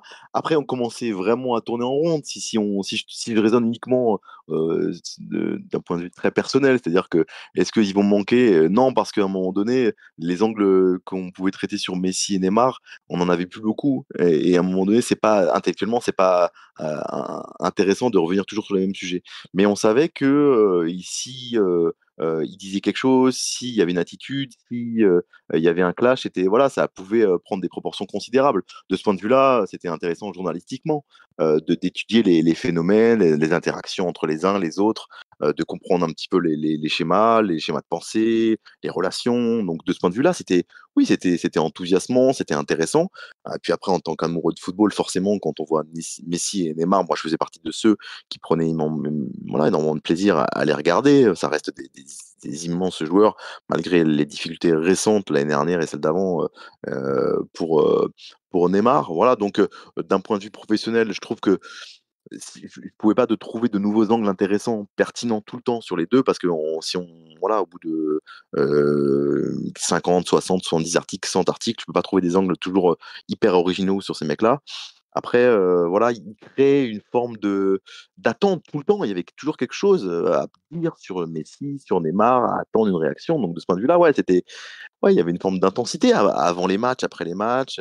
Aujourd'hui, on parlait de normalisation, en tout cas de processus de normalisation de relations de la presse entre le PSG et les médias, étrangers et français. Je trouve que le paysage aussi s'est normalisé. C'est-à-dire que aujourd'hui, en conférence de presse, en zone mixte, il y a moins d'effervescence parce qu'on sait qu'il n'y aura pas jamais une star, à moins que Mbappé se décide à venir une fois tous les 4-5 mois, mais il n'y aura jamais un moment, ou en tout cas à la marge, qui créera l'événement aujourd'hui. C'est clair, voilà, Ouais, c'est ça. ça participe d'une normalisation. L'arrivée de Français aussi, faut être très, très clair par rapport à ça, participe de cette normalisation. Voilà, voilà, il y a plus cette effervescence, ces bousculades, et où, un mot de Neymar, crée, voilà, des polémiques pendant des semaines, ou un mot d'un coéquipier sur Messi ou de Neymar crée des débats, en radio, en télévision, à en presse écrite pendant des semaines. Donc il y a plus cette effervescence-là, et je pense que ça participe effectivement d'une forme de normalisation. Après, de là à me dire qu'il me manque, ouais, Non, mais tu moi vois, j'ai eu le sentiment d'avoir fait le tour, quoi. sportivement, pour moi, on avait complètement fait le tour. Comme tu le dis, c'était tout le temps les mêmes articles. Oh, il va essayer machin à gauche, machin à droite. Oh, il a réessayé dans l'axe, tu vois. Au bout d'un C'est moment, ça. d'un point de vue tactique, sportif, t'avais tout vu. Après, en tant que personne qui, quelque part, doit créer du contenu, tu les as, c'est la facilité la plus totale. Ah bah oui, Ils te tout à créent de fait. tout. C'est ça, c'est ça. Ils te créent des articles, des thèmes, des polémiques. Ils te créent Non, mais tout. je me souviens, tu vois, par exemple, à Monaco, je sais pas si vous avez le souvenir de ça l'an dernier, où dans le vestiaire, il y a cette, altercation, ou en tout cas ce dialogue un petit J'y peu étais, ouais. chaud, entre Campos et les Brésiliens, et voilà, dès lors qu'il y a une star dans ce dialogue, bah, ça prend des proportions. Effectivement, si Campos s'en était pris, entre guillemets, j'avais tout le respect que j'ai pour eux, à Ugarte et Vitinha, bon, bah, ça aurait pas nécessairement pris la même proportion. Là, force est de constater que il s'en prenait, ou en tout cas, il y avait un dialogue qui était intense, pour ne pas dire plus, en l'occurrence, avec des stars de son vestiaire. Donc voilà, donc ça crée forcément beaucoup plus voilà, une dimension plus importante, et ça prenait des proportions beaucoup plus conséquentes. Donc oui, de ce point de vue-là, c'était intéressant. Aujourd'hui, on est dépendant de l'actualité de ce bon Kylian Mbappé. Totalement. Mais euh, on me dit, est-ce que vous êtes conscient que les débats polémiques buzz fatiguent tout le monde? Malheureusement, ça fatigue pas tout le monde. Ça passionne les gens. Vous n'avez pas Ah idée ouais. à quel point. Ça paraît comme ça stupide et tout, mais ce genre de polémique complètement inutile dans le fond et qui prennent une place pas possible dans la forme passionne réellement les gens. Voilà, c'est terrible, hein. C'est intéressant. Ce commentaire est intéressant parce que il y a quelques années, on avait fait une rencontre avec des lecteurs de l'équipe, supporters du PSG, et beaucoup m'avaient dit ça. Et je m'étais renseigné ensuite, sur, les papiers numériques, et où on a les décomptes, on a les gens qui achètent l'article, ou qui le lisent en l'occurrence, sur telle ou telle thématique, et je m'étais dit: «Voilà, alors, essaye de les croire, essaye de considérer que, les articles magazines, ou les articles, qui ne sont pas polémiques, ou des portraits, ou des papiers analyses, essaye de voir, s'ils sont lus autant que les papiers sur Neymar, sur Messi, les papiers polémiques». OK? Et donc j'avais fait l'étude pendant quelques semaines. J'avais dit à la personne chargée des data ou des données à l'équipe, «Donne-moi les taux de lecture de tel ou tel papier».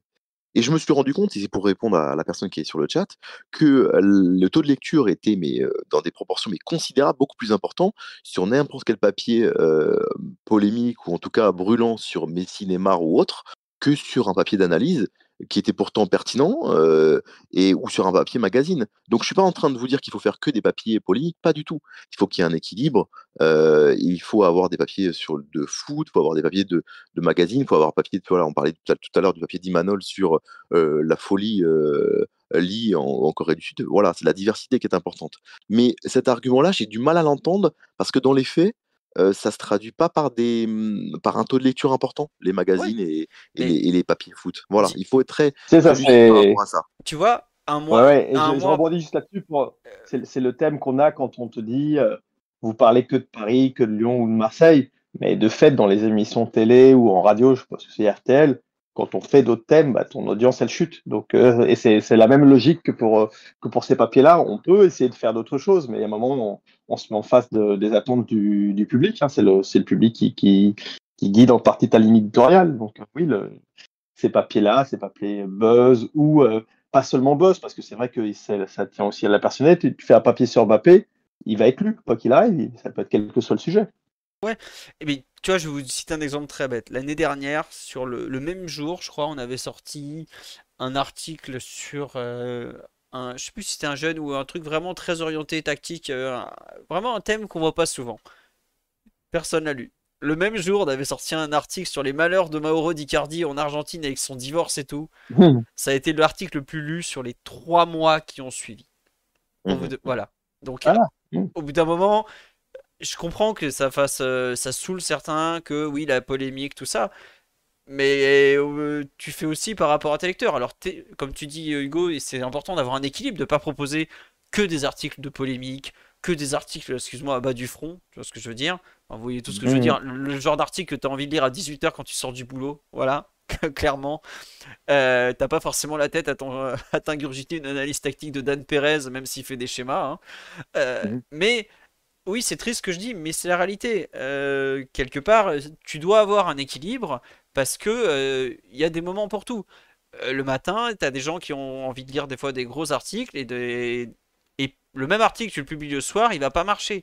Tu as aussi un timing par rapport au rythme de vie des gens, par rapport à ce qu'ils ont envie de lire, à quelle heure, tout ça. Il faut, en théorie, tu dois avoir de la place pour tout. Mais tu ne peux pas aujourd'hui en Ouais, tant et que puis il en faut un peu média. pour tout le monde aussi, quoi. Oui, C'est-à-dire que tu vas avoir, enfin, je veux dire, aujourd'hui, en matière de support ou de médias footballistiques, tu as quand même t'as ce qu'il faut. Enfin, je veux dire, tu as des sites ultra niches qui vont te parler du football des pays d'Europe de l'Est, d'autres qui vont te parler que de l'Amérique du Sud, d'autres qui vont être très data, d'autres qui vont être football romantique. Donc, je veux dire, quand tu veux aujourd'hui piocher ce qui t'intéresse, tu as ce qu'il faut. Donc, je veux dire, c'est un peu aussi des. Tu vois, moi, j'ai des potes qui. J'ai beaucoup participé à l'équipe du soir et qui viennent me voir des fois qui me disent putain, l'équipe du soir, je supporte pas, machin et tout. Mais je dis, mais regarde pas si tu supportes pas. Mais tu vois, je veux dire, c'est un petit peu la même logique. Aujourd'hui, si tu n'aimes pas quand il y a trop de buzz, etc., bah, va sur un média où il y a moins de buzz, quoi, tout simplement. ouais, tu as une offre aujourd'hui qui est tellement large que tu peux Moi, je sais par exemple, on me parle régulièrement, ouais, l'équipe du soir RMC, l'after, tout ça. J'ai pas écouté ça depuis 10 ans. Tu vois, je sais même pas que tu Ouais, étais bah, passé sur très bien. l'équipe du soir, David. Parce que, bon, Mhm. déjà, je vis pas en France, ça aide. Mais ça m'intéresse pas parce que je sais. Enfin, ce que j'ai envie de lire sur le foot, c'est des trucs très spécifiques, par exemple. Très bien, ouais, c'est vrai. Enfin, genre, le site de tactique allemand, par exemple. Des fois, je le lis. Mais je comprends que ça intéresse pas tout le monde, quoi. Euh, Après. Vraiment, je pense que vraiment que c'est une question d'équilibre, vraiment. Et on essaye de faire ça. Alors peut-être qu'on on réussit pas. Et j'essaie de, en tout cas à mon échelle, là, de participer à ça, une forme d'équilibre où on peut à la fois trouver, dans le média dans lequel je travaille, je parle pour ce que je fais au quotidien, un article, un portrait de tel ou tel joueur. Que voilà, par exemple, ils ont un souci dans le domaine aérien qui est évident depuis des semaines, des mois. On avait fait un sujet, c'était avant Brest et avant Newcastle pour le coup. Donc bon. Ça s'est confirmé ensuite sur le thème, dans le domaine aérien, ils sont vraiment en difficulté. Que un papier d'analyse sur voilà, le cas de Newcastle, que effectivement des papiers sur Mbappé, l'avenir, etc. Voilà, je trouve que notre rôle aussi à nous, peut-être qu'aujourd'hui avec les départs de Messi et Neymar, ça va nous faciliter la tâche. On va peut-être, parler davantage de football qu'à l'époque et voilà, je comprends la personne du chat, je la comprends, mais ce que voilà, on essaye nous d'être le plus équilibré possible et de donner un peu de entre guillemets «à manger» à tout le monde. Ouais. Après, tu sais, J'insiste sur ce que tu viens de dire, à mon avis, Hugo. Je pense que moi, je le ressens beaucoup. C'est-à-dire que quand même, tu sens globalement, parce que je pense, parce que le projet Paris Saint-Germain est quand même mieux construit, un petit peu plus cohérent et que c'est plus l'alignement des stars, etc. J'ai l'impression qu'effectivement, ça donne une matière aussi plus saine à travailler pour nous journalistes.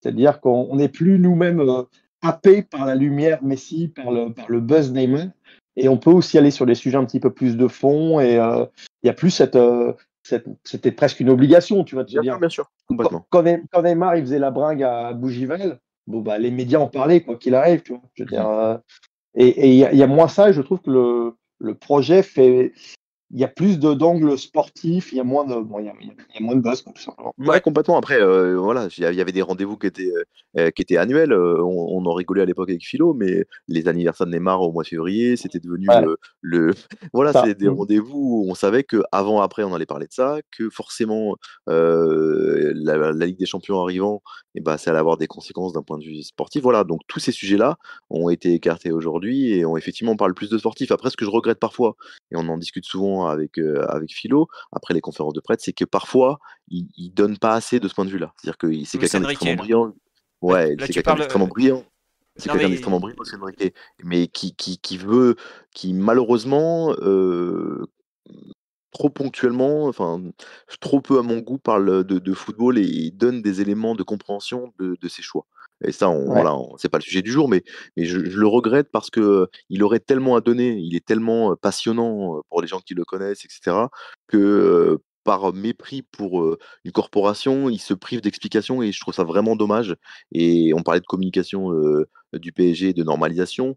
Je trouve ça vraiment dommage que quelqu'un d'aussi riche intellectuellement ne fasse pas cet effort d'explication, en tout cas à la marge, ou en tout cas trop peu souvent à mon goût et au goût des gens qui suivent le PSG. Et je trouve ça vraiment dommage Mm. parce que pour le coup, Ça, ça participerait à construire des sujets purement sportifs dans nos émissions, dans nos journaux, etc. Et à élever le débat.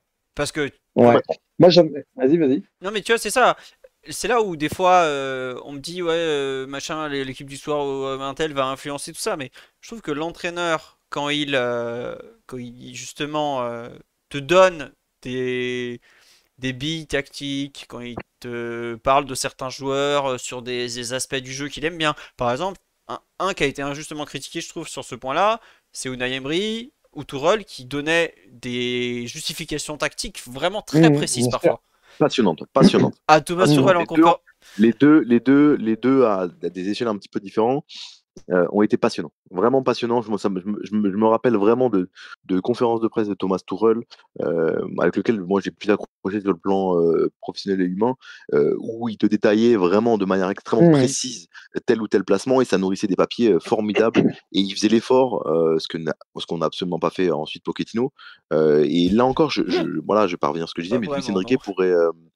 Alors Même c'était si moi, vraiment j'ai niche. trouvé qu'il y a une petite peut-être réflexion là-dessus, parce que bon, pour le coup, moi, c'est des sujets que j'évoque régulièrement avec les gens de la com du PSG, parce que je trouve que c'est frustrant. Alors, du coup, je parle un petit peu pour tout le monde. Je parle pas en Prime Video parce que c'est là où ils interviennent chez nous, mais on leur fait ces retours-là pour leur dire on aimerait bien quand même avoir un petit peu plus de fond et que ça réponde pas toujours à côté, etc. Et je sais également que c'est pas facile pour les gens de la COP, puisque si, enfin, Luis Enrique, il n'est pas comme ça, il n'est pas arrivé comme ça, enfin, il s'est pas transformé plus exactement au Paris Saint-Germain. Il y a eu plein de papiers qui l'ont montré dans l'équipe pour analyser un petit peu son comportement médiatique depuis des années. Et j'ai trouvé juste que sur les dernières semaines, il a un petit peu plus donné. Alors, est-ce que c'était conjoncturel, ponctuel, parce que ça l'a arrangé à ce moment-là de donner plus? Ça va être à suivre. Il y a eu évidemment aussi le cas Mbappé où là il a parlé de choses un peu précises, même s'il n'a pas tout voulu dire en expliquant qu'il y avait des choses qu'il dirait en tête à tête avec Mbappé. Mais j'ai trouvé que notamment, il y avait une conférence de presse il y a 2-3 semaines, juste avant la trêve, où il avait enfin livré un petit peu des éléments un petit peu plus clairs, on va dire. Il n'avait pas complètement répondu à côté. Donc, et en tout Ouais, cas, il y a une nous, c'est dernière des. conf, effectivement. Excuse-moi, David, je te coupe, il y a une dernière conf, Vas-y. effectivement, où je le trouve beaucoup plus. Je me souviens plus quel match, et on s'est fait la réflexion aussi parmi les journalistes, où il avait pu donner d'éléments d'explication, Ouais, et c'est vraiment dommage qu'il est passionnant. C'est quelqu'un quand il ouais, ouais, bien commence sûr. à expliquer des éléments de jeu, des éléments de sa méthode, etc., de ses objectifs, il est passionnant. Et je regrette vraiment, et pour revenir au sujet du soir, qui est la communication, je regrette vraiment, même si ça n'est pas du tout dans sa méthodologie de travail, qu'il puisse pas donner une à deux interviews par an en individuel où Mm. il expliquerait vraiment sa méthodologie, etc. Je pense que c'est quelqu'un qui peut être, pour le lecteur, l'auditeur ou le Ah oui, c'est téléspectateur, sûr. absolument passionnant. Ouais. Ouais. Mais je- D'ailleurs, je me souviens que, puisque juste pour parler d'Unai Emery, Unai Emery avait fait l'effort de parler en français pendant tout son passage parisien. Et ça avait limité, je trouve, parfois également ses explications, parce que même s'il faisait des efforts et qu'il prenait des cours, c'était loin d'être parfait. Et je me souviens que juste après que ce soit parti, il avait donné, je crois que c'était à El País, il avait donné une interview, donc en espagnol du coup, qui avait été mais super Exceptionnel. intéressante, ouais, sur tous Exceptionnel. les points de vue, sur Tout à son fait. fonctionnement, sur la tactique, etc. Et voilà, donc là, et tout ça pour dire que je te rejoins complètement là-dessus, que de temps en temps, que les coachs comme ça, qui, comme tu le dis, quand même globalement, sont des gens il faut se rendre compte de ce que c'est aujourd'hui d'être coach. Hein. Ils pensent foot H24, ils mangent foot 365 jours par an. Tous les détails sont ajustés au millimètre près et tout. Donc, ils viennent t'expliquer un petit peu ça, comme tu dis, ils vont pas faire ça toutes les semaines, mais s'ils pouvaient le faire de temps en temps, ça serait super intéressant. Et je pense qu'en plus, pour le cas du Paris Saint-Germain, ça serait aussi, ça pourrait être bien, quoi, ça rentrerait dans cette logique-là, en tout cas, de se dire, tiens, on donne un petit peu aussi aux médias et donc indirectement aux fans et aux fans de foot, en tout cas. Ouais. Vu que David, tu peux pas rester encore bien longtemps, on va juste passer rapido sur le dernier thème. Mais toi, t'es un peu moins concerné. Au pire, c'est le PSG au quotidien. Donc là, on a parlé beaucoup de conférences de presse, relations, tout ça.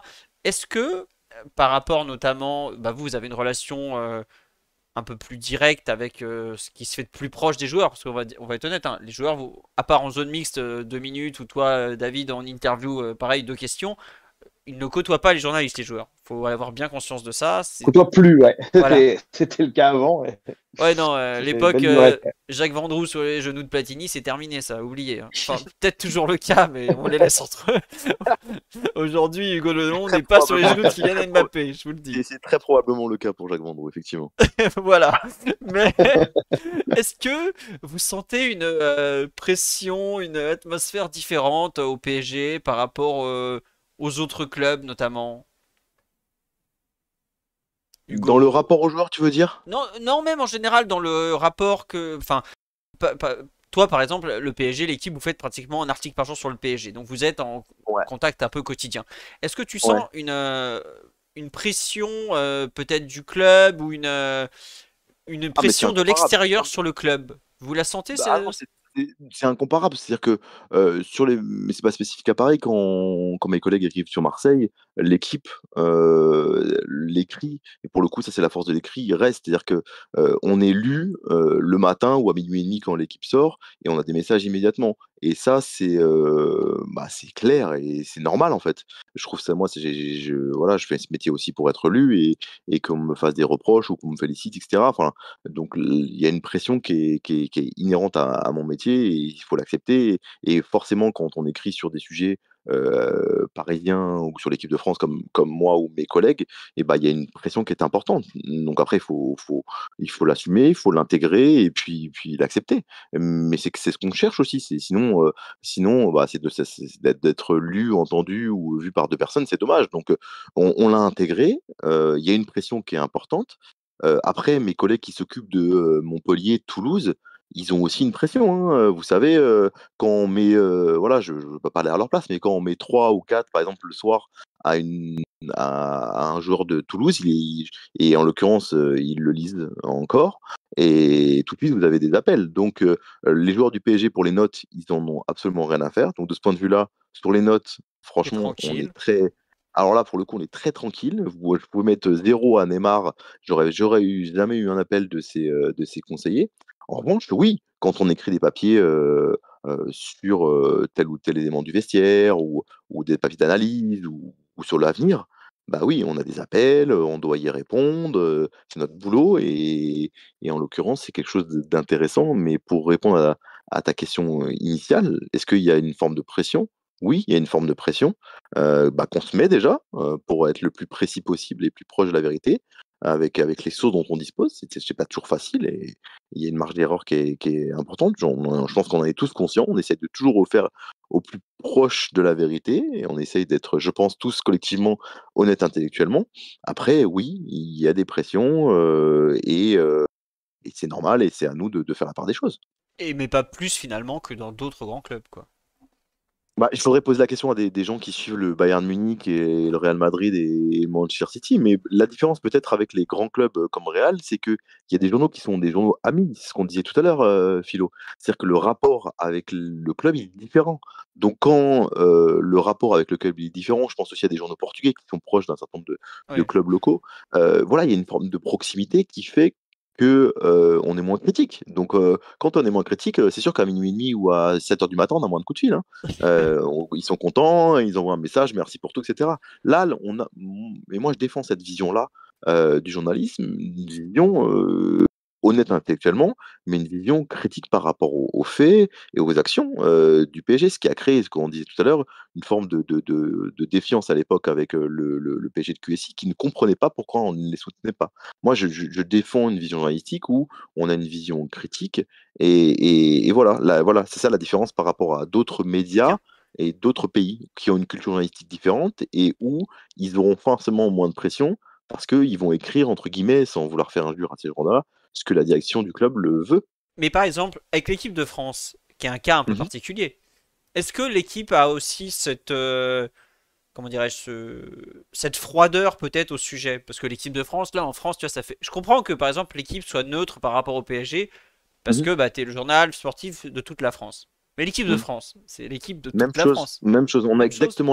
On a exactement le même positionnement. Pour le coup, je parle en connaissance de cause, ça fait 7 ans que je les suis également. J'ai, à titre personnel et pour parler pour mes collègues, et je pense pas les trahir leurs pensées, on a exactement le même positionnement. Après, ça ne nous empêche pas, sur une finale de Coupe du Monde, et je vais être très honnête avec vous, de bondir sur le but de Kylian Mbappé sur l'égalisation. C'est pas, voilà, c'est pas un comportement anti-journalistique parce qu'on est des passionnés de foot et que t'es mené 2-0 et que t'y crois pas et qu'à un moment donné, bah voilà, et que t'as les journalistes argentins qui sont fous en tribune et qui te regardent Mhm. et qui te défient à 2-0. Et quand le bon Marcus Thuram et le bon Kylian Mbappé égalisent à la fin, enfin, sur une remise de Thuram, bon bah voilà, t'as tendance à bondir de ta chaise et te dire bon voilà, c'est bien aussi quoi. Mais une fois que je t'ai dit ça, on essaye toujours collectivement d'avoir une forme d'honnêteté intellectuelle et donc avoir une vision critique sur le sujet qu'on traite. Voilà, on dit C'est pas que du bien de Didier Deschamps toute la journée. Voilà, j'ai fait un papier sur le staff de Didier Deschamps très il intéressant y a d'ailleurs. 2 jours. Je suis pas sûr, pour ne pas dire plus, que ça lui ait beaucoup plu. Voilà, mais c'est comme ça, c'est une vision. On a des relations professionnelles entre l'équipe et le staff de l'équipe de France. Et ça ne nous empêche pas d'écrire effectivement que ça pose le fait qu'il ait décidé d'avoir un staff réduit et de pas introduire des spécialisations, ça pose des questions. Voilà. Mais voilà, c'est un positionnement que on revendique et avec lequel je suis extrêmement à l'aise. D'accord. Et c'est marrant que tu parles de la presse argentine parce que bah, pour avoir regardé régulièrement depuis 10 ans les sélections où jouent des Parisiens, il y a eu des Parisiens de Di Maria, Lavezzi, Paredes ou Celso. Je regardais le match et après j'allais lire les commentaires de la presse argentine. Et certains matchs, je voyais Messi qui faisait pas grand chose, j'étais là, ouais, bon, il a 6 quoi. Et j'ouvrais mon bon Clarine ou Olé et je vois 8 sur 10, 9 sur 10, je fais mais c'est de l'idolâtrie ou Non, du on n'a journalisme? pas, ouais, on n'a pas ce rapport-là. Enfin, moi, Ouais, en tout cas, voilà. ma génération, peut-être que c'était le cas avant, ça pour le coup, j'ai pas suffisamment de recul pour juger, mais ma génération, on n'a jamais été dans ce rapport-là avec les joueurs français de l'équipe de France. Jamais.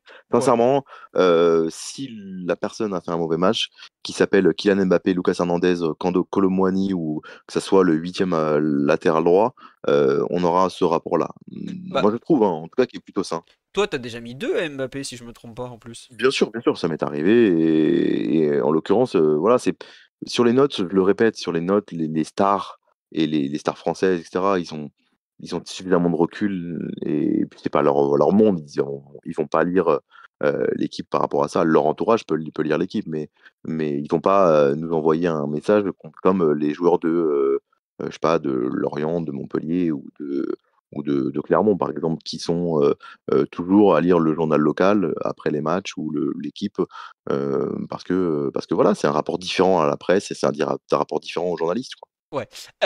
Dernière question, parce que David doit peut-être y aller. Et je lui avais promis 22h15, il est déjà 22h20, donc voilà. Euh, David, merci pour tout. On a juste une dernière question. Bah, si Hugo Ouais, veut la faire tout avec seul. plaisir. Non, mais Est-ce que, avant de partir, il va y répondre. ouais, est-ce que vous avez l'impression que le PSG vit malgré tout dans une certaine frénésie médiatique, environnementale un peu, Hmm. bon, on en a un peu parlé avec Messi Ouais, Neymar, mais tu sens toujours quand même cette frénésie, David? alors à l'heure actuelle, moi j'avais halluciné, j'avais couvert le Trophée des Champions à Tel Aviv, le PSG Nantes, là, enfin, le dernier Trophée des Champions en date. Là, la frénésie, elle était dingue. Je veux dire, c'était des rockstars, quoi. Et ils revenaient en plus de leur tournée au Japon. On a vu les images, c'était la folie. Je les avais fait aussi plusieurs fois en déplacement en Ligue des Champions et c'était la frénésie. Donc la frénésie sur ce qui entoure le club, on se rend pas compte, mais c'est devenu, oui, je dis les Rolling Stones ou les Beatles, mais c'est plus les rockstars de l'époque, mais c'est des rockstars. Donc ça, je trouve que de l'extérieur, ça reste et ça conditionne un petit peu pas mal de choses. C'est-à-dire que quand on dit oui, ils sont fermés, etc. Mais oui, mais ou tu vois, il y a eu la polémique sur est-ce qu'ils devraient voyager en train. J'attends de voir, là, l'équipe de France va peut-être voyager en train pour son prochain déplacement, c'est ce qui est dans les tuyaux en tout cas. Le PSG, c'est quand même, enfin aujourd'hui, il faut se rendre compte de ce que c'est, quoi. Donc la frénésie, elle est là. Maintenant, moi, ce qui m'étonne également, c'est que je trouve que alors je côtoie peu les joueurs, mais je les vois quand même un petit peu à d'autres moments notamment que d'autres journalistes. Je trouve que ça reste des joueurs de foot, quoi, finalement. Et dans leur dans tout ce qu'ils dans leur quotidien, en tout cas une fois qu'ils arrivent au stade, parce que je peux pas parler de leur quotidien, je suis pas tout le temps avec eux, mais je passe plusieurs heures avec eux au stade. euh, Ça reste des joueurs lambda. Enfin, je veux dire, ils parlent avec les camarades d'en face, ils vont signer des autographes, ils font des selfies. Enfin, faut pas croire non plus qu'ils sont pas du tout dans une bulle les soirs de match. Ils jouent plutôt le jeu. Ils arrivent. Moi, je les vois à des moments où il n'y a pas de caméra, donc ils font pas ça pour les caméras. Ils vont aller notamment au Parc des Princes quand ils arrivent. Il y a souvent soit des personnes handicapées ou des jeunes qui sont là défavorisés, ils s'arrêtent, ils leur parlent, etc. Donc oui, il y a beaucoup de frénésie autour du club, mais à l'intérieur, j'ai l'impression qu'eux, parfois, sont un petit peu, et d'ailleurs, c'est ce qu'on m'a rapporté, qu'eux, ils sont un petit peu dans leur bulle. Tout à l'heure, Hugo disait, bon, bah, Neymar lisait pas l'équipe, Ugarte non plus. Donc, tout ce qui peut, tout l'emballement médiatique, j'ai l'impression que parfois, Ça leur ça passe leur passe au-dessus. Ouais. complètement au-dessus. Ouais. Ouais. Et Donc voilà, donc il y a la frénésie extérieure, mais eux ne la ressentent pas forcément. d'accord, bah écoute, merci pour toutes tes interventions, ton expertise depuis le bord du terrain et tout ça. On va te laisser y aller, on va terminer avec Hugo sur la question, parce que je pense que lui, la frénésie, il la ressent peut-être un peu plus de par avec la presse écrite. Et à très bientôt, en tout cas, pour peut-être un autre podcast autour de la presse Ouais, comme ça. avec plaisir. Écoute, Merci encore merci beaucoup pour et je ton vous donne passage. rendez-vous pour PSG Monaco. C'est sur Prime, Ouais, donc vous le montrez pas. Je fais la yep, pub. on sera là, tu as bien raison, tu as bien raison. Et puis bah j'ai mis si vous voulez le suivre sur Twitter, j'ai mis son compte Twitter dans le lien vers la news. Euh, Merci à tous, en tout cas. Allez, bonne C'était soirée cool. David. Donc Bonne soirée, Hugo, ciao. pour finir, est-ce Ouais. que toi tu sens un peu cette frénésie par contre au quotidien, puisque toi tu y es pratiquement tous les jours, tu te Ouais, retrouves à travailler sur ce sujet-là? bien sûr. Non, moi, la frénésie, je la perçois, effectivement, je l'aperçois vraiment quand les joueurs du PSG sont en stage à l'étranger. David parlait à l'instant du stage en Asie. Je pense qu'il y a des stages aussi aux États-Unis à l'époque, où là, on perçoit effectivement une frénésie qui est, notamment à l'époque de Messi Neymar, qui était totale. Là, sur le début de saison, notamment en déplacement, je vois certains stades où il y a moins de demandes de place qu'à l'époque Messi-Neymar. Les stades sont toujours pleins, mais pour en avoir discuté un petit peu avec les attachés de presse et les dirigeants de certain nombre de clubs, il y a des demandes qui sont beaucoup moins importantes en termes de demandes de billets pour le PSG. Donc c'est un peu moins les Rolling Stones, pour reprendre la terminologie utilisée par David à l'instant, qu'à l'époque. Ça, c'est la première chose. Et au Parc des Princes, c'est un sujet qui avait été traité par mon collègue Arnaud il y a quelques semaines. Il y a parfois des trous au Parc des Princes, des gens qui ne viennent pas. Et je pense que le parc affiche toujours complet, mais il y a des gens qui ne viennent pas parce qu'ils sont, voilà, qui sont abonnés, qui ont du mal à revendre leur place. Donc la frénésie dont tu parles, une frénésie populaire, je la ressens moins que ces dernières années, mais c'est logique. Voilà, on perd pas de stars de la dimension de Neymar et Messi sans avoir des conséquences sur en termes de popularité et en termes de frénésie, ou en tout cas, voilà, en termes de voilà, de retour des gens dans les stades. Je pense que c'est assez clair. Moi, je trouve que, voilà, on parlait de normalisation, de ce point de vue-là aussi, je perçois ça. D'accord. Et moi, il y a un truc qui m'a toujours choqué autour du PSG, c'est à quel point des fois le club va surréagir pour des affaires tout à fait banales ou quelconques. Est-ce que Tu penses à quoi? ah, Tu penses à quoi, il par y a eu exemple? des interviews où ils ont fait des trucs genre machin l'a mal pris, tout ça. T'es là où le club entre guillemets communique en off sur des éléments où t'es là, t'as envie de leur dire, mais en fait, vous avez même pas besoin de réagir, puis ça va se tasser quoi. Mmh. Et j'ai l'impression, je crois que c'était une des interviews de Mbappé où ils avaient fait, ils en avaient fait des caisses. Là, mais pourquoi vous perdez votre temps à vouloir démentir, réorienter la pensée ou ce genre de choses quoi. Et moi, ce qui me choque le plus, c'est quand arrive la Ligue des Champions, Mmh. tous ça y est, ça devient, ça clignote dans tous les sens. Tu sens pas, toi, autour de la Ligue des Champions, un peu cette. Alors peut-être un peu moins maintenant avec Luis Enrique, quoi, quand il est arrivé, il a dit direct qu'il était là pour la gagner. Ah oui, Euh, complètement. Non mais, je sais pas, j'ai l'impression que. Alors, il y a ouais, alors, Vas-y. je perçois comme toi une forme de tension, effectivement, à l'approche des 8 de finale de Ligue des Champions et des matchs décisifs. Là, on va en avoir, très probablement à Dortmund, enfin, bien sûr Newcastle, mais ensuite Dortmund. Une forme de pression, oui. En fait, ça se traduit et c'est intéressant par, une volonté de contrôler. C'est-à-dire que, on nous avait, à l'époque, accusés de déstabiliser le club avant les grands rendez-vous de Ligue des Champions, de faire de la pied polémique sur, à l'époque, le directeur sportif, le président ou tel, débat entre joueurs. Absolument pas, hein, c'était pas une volonté délibérée de déstabiliser le club. Il y avait absolument rien de tout ça.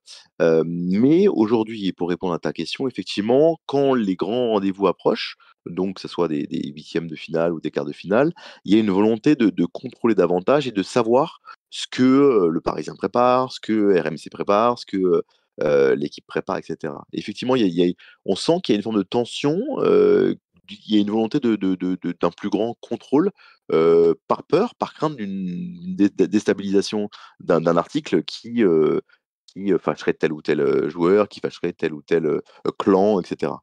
Et donc effectivement, il y a une volonté de contrôle quand la Ligue des Champions arrive. D'accord. Mais c'est marrant, tu vois, c'est qu'il y a des moments, ce que David l'exprimait très bien, les joueurs, je pense, ont assez de recul. Et c'est là où l'apport de certains joueurs comme Neymar, qui est imperméable, mais totalement à la pression, ou Keylor Navas a fait beaucoup de bien. C'est qu'il Mmh. y a eu des moments où j'ai l'impression que c'est le club qui se stressait tellement, enfin, donc les gens autour des joueurs, qu'ils arrivaient à stresser les joueurs, en fait. Je sais pas si toi aussi tu ressentais ça dans ton travail, dans ton approche ou autre. Non, non, je comprends ton propos. Effectivement, il y avait une tension, il y avait, je ne sais pas si régulièrement, il y avait des photos, voulues de Nasser Al Khelaifi avec, le directeur sportif de l'époque, et cetera, où il y avait une forme de effectivement de tension comme si on voulait, préparer le match aussi en coulisses avant de le jouer. Et ça, effectivement, je l'ai perçu à une période. Aujourd'hui, bah, tu l'as dit, on est dans une dynamique inverse. On veut, dédramatiser, expliquer à quel point, c'est pas un objectif en soi, la Ligue des Champions, même si, comme tu disais, Luis Enrique l'a l'a expliqué directement lui. Mais effectivement, au club, ils sont plus du tout dans cette dynamique-là, à la fois chez les dirigeants, et à la communication. On est dans une dynamique tout à fait, différente et il y a une dédramatisation par rapport à la Ligue des Champions. Mais de manière effectivement naturelle, il y a une forme de pression qui arrive quand, les grandes échéances, surviennent. On verra avant Dortmund, puisque c'est aujourd'hui un des grands tournants de la saison. Bon, alors Bien déjà, il sûr. faut battre Newcastle, mais est-ce que les vieux démons du passé vont ressurgir? On verra. Bah, non, non, mais c'est intéressant de voir comment, le PSG en termes de communication, parce que c'est la thématique du soir, va préparer ses rendez-vous face à Newcastle et face à Dortmund. De quelle manière ils vont essayer, de préparer ça? Avec est-ce qu'ils vont ouvrir, en essayant de dédramatiser et d'expliquer que même s'il y a une élimination, c'est pas dramatique, et cetera. Ça sera intéressant. Bien sûr, sportivement, on va suivre ça, mais en termes de communication, bon, la Newcastle, ça va venir très, très vite la semaine prochaine, mais avant Dortmund et en fonction du résultat de Newcastle, il y aura l'enjeu sera, au plus ou moins considérable. Il suffit qu'il y ait un nul ou une défaite à Newcastle et là, ça pourrait prendre des proportions, voilà, quasiment dramatiques, hein, sportivement en tout cas. Donc, ça sera intéressant d'effectivement d'analyser la pression et la manière, la stratégie mise en place par le club, avant le grand rendez-vous de Dortmund et puis la manière dont, Luis Enrique va le faire aussi. Ça, c'est toujours intéressant de voir comment, la première année, le nouveau coach, gère ces grands rendez-vous-là en termes de communication. Ce sera hyper intéressant à décrypter et Luis Enrique a une habitude, de ces grands rendez-vous, à la fois en club et en sélection et avant en tant que joueur donc on va voir comment il gère ça. Moi, je pense qu'il est très habile et qu'il va réussir, voilà, à attirer la pression à lui. On verra comment ça va se passer, mais en tout cas, c'est hyper intéressant à décrypter. Ouais. Mais c'est vrai que enfin, ce qui était très drôle lors de la conférence de presse de présentation, c'est que le PSG qui fait dire depuis 2 mois, maintenant on est dans la patience, la Ligue des Champions, on verra. Et lui, il arrive, il met les pieds dans le plat. Ah non, non, non, moi je suis venu pour la gagner, hein.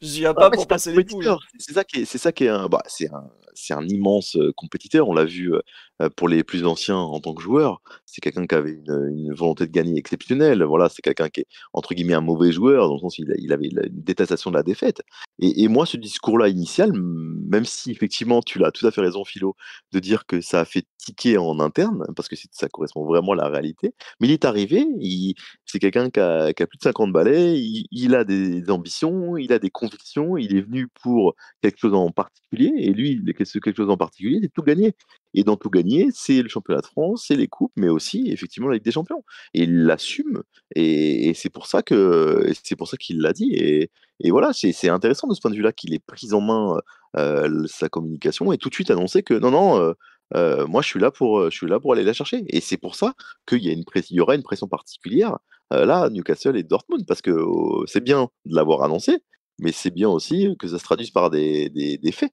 Oui, c'est ça. C'est la pression, il l'a mise tout seul et puis il Bien va devoir sûr, l'assumer. bien Mais sûr, après, c'est pas le genre à complètement. fuir ses responsabilités, hein. C'est Non, non, voilà. complètement, Mais bon. complètement. Au contraire, il aime, on l'a vu en conférence de presse et il aime la bagarre, il se nourrit de ça et moi je trouve ça dommage dans le sens où parfois c'est au détriment de son propos, du voilà, de l'intérêt de son propos, ce dont on parlait tout à l'heure. Je trouve ça vraiment, dommage qu'il aille pas au fond des choses, qu'il se fasse pas l'effort, mais je pense que c'est lié à son caractère, mais aussi lié à une forme de mépris, peut-être le terme est un peu dur, mais en tout cas, voilà, d'incompréhension par rapport aux journalistes, c'est une corporation qu'il n'apprécie pas, Qu'il n'a jamais moi, ce que apprécié. j'aurais exactement, moi, ce que j'aurais envie de lui dire si je le voyais en tête à tête, c'est qu'il faut qu'il dépasse ça. Il s'agit pas de s'adresser, de communiquer avec, Y, Z de l'équipe ou, du Parisien ou de RMC. Il s'adresse avant tout aux supporters du PSG, à travers nous. Moi, c'est ce que j'aurais envie de lui dire. Donc voilà, quand Ouais. quand il refuse le dialogue ou quand l'échange, ou en tout cas quand il élude les thématiques, je trouve ça dommage. Non pas pour nous, parce que voilà, mais surtout pour les supporters du PSG et les fans du club de la capitale, quoi. Ouais. Écoute, ce sera la conclusion. On a 1 heure et demie. T'avais dit 1 heure, mais tu t'arrêtais plus de parler. Alors, je suis désolé, au bout d'un moment, faut assumer, monsieur Magnifique, Delon. En tout magnifique. cas, j'espère que ça vous a plu. On a balayé pas mal de sous-thèmes, un peu comment le PSG fonctionne aussi par rapport à la presse, parce que c'est pas aussi évident que certains l'imaginent de l'extérieur. Merci à Juan, Saint-Just 1793, Darkfield77 et Ulissi pour les subs en cours de podcast. C'est très gentil à vous. On revient à notre quotidien lundi prochain. On a un gros podcast avec le débrief de PSG Monaco, la présentation de PSG Newcastle. Donc, on va revenir à des thèmes beaucoup plus classiques. Je suis désolé. Je vous avais promis un podcast un peu spécial pour la trêve internationale. Il était là. On a eu Hugo qui nous a même rejoint. Donc, pour vous dire, c'était dur de l'avoir. Mais bon, il avait plein de choses à dire. Vous avez pu le constater. On vous dit donc, on vous dit la prédiction pour le prochain 11 de départ. Attendez l'entraînement de demain parce que Celui de Monaco, là, c'est pas simple, hein. Oh là là, ah c'est dur. la compo, là, celle-ci, elle est pas simple. Ça va être Alors intéressant. c'est Mmh très très dur à prévoir. Là il faut mh. chercher. Là typiquement il faut aller chercher dans les anciennes compos de Luis Enrique, notamment celles Exactement, post-trêve. Il tout faut à fait. savoir un peu qui a les adducteurs qui sifflent parce qu'il a passé 10 heures dans l'avion Non, mais juste avant. c'est tout à fait le cas, Philo. Il faut aller plonger dans les archives. Il faut se référer à ce qu'il fait. C'est Ouais. un entraîneur comme ça. Pour le coup, c'est pas si compliqué que ça. Il faut aller se plonger, là-dessus. Voilà, on s'est trompé à l'équipe sur la compo de Reims avec, Soler à droite, mais finalement, elle était assez lisible cette compo avec Mukiele à gauche et Soler à droite. Eh Voilà, oui. on va pas tergiverser là-dessus Allez. et expliquer ça pendant des heures, mais en tout cas, voilà, pour ceux qui s'intéressent, la compo de Monaco, il faut aller la chercher dans les archives. Voilà. Écoutez, ça sera la conclusion. Et bah à lundi donc. Encore merci pour votre fidélité, tous vos gentils mots. J'espère qu'on a répondu à plein de questions. Et À très bientôt. Ciao, ciao tout le monde. Bonne soirée, bonne nuit. Alors là, Hugo, faut dire au revoir normalement. Ah, bonne soirée à tous. Au Je revoir pensais que tu et termines là-dessus. Bonne soirée pas à de tous, à soucis. bientôt. Au revoir et vive Ciao, l'open ciao. source, n'oubliez pas.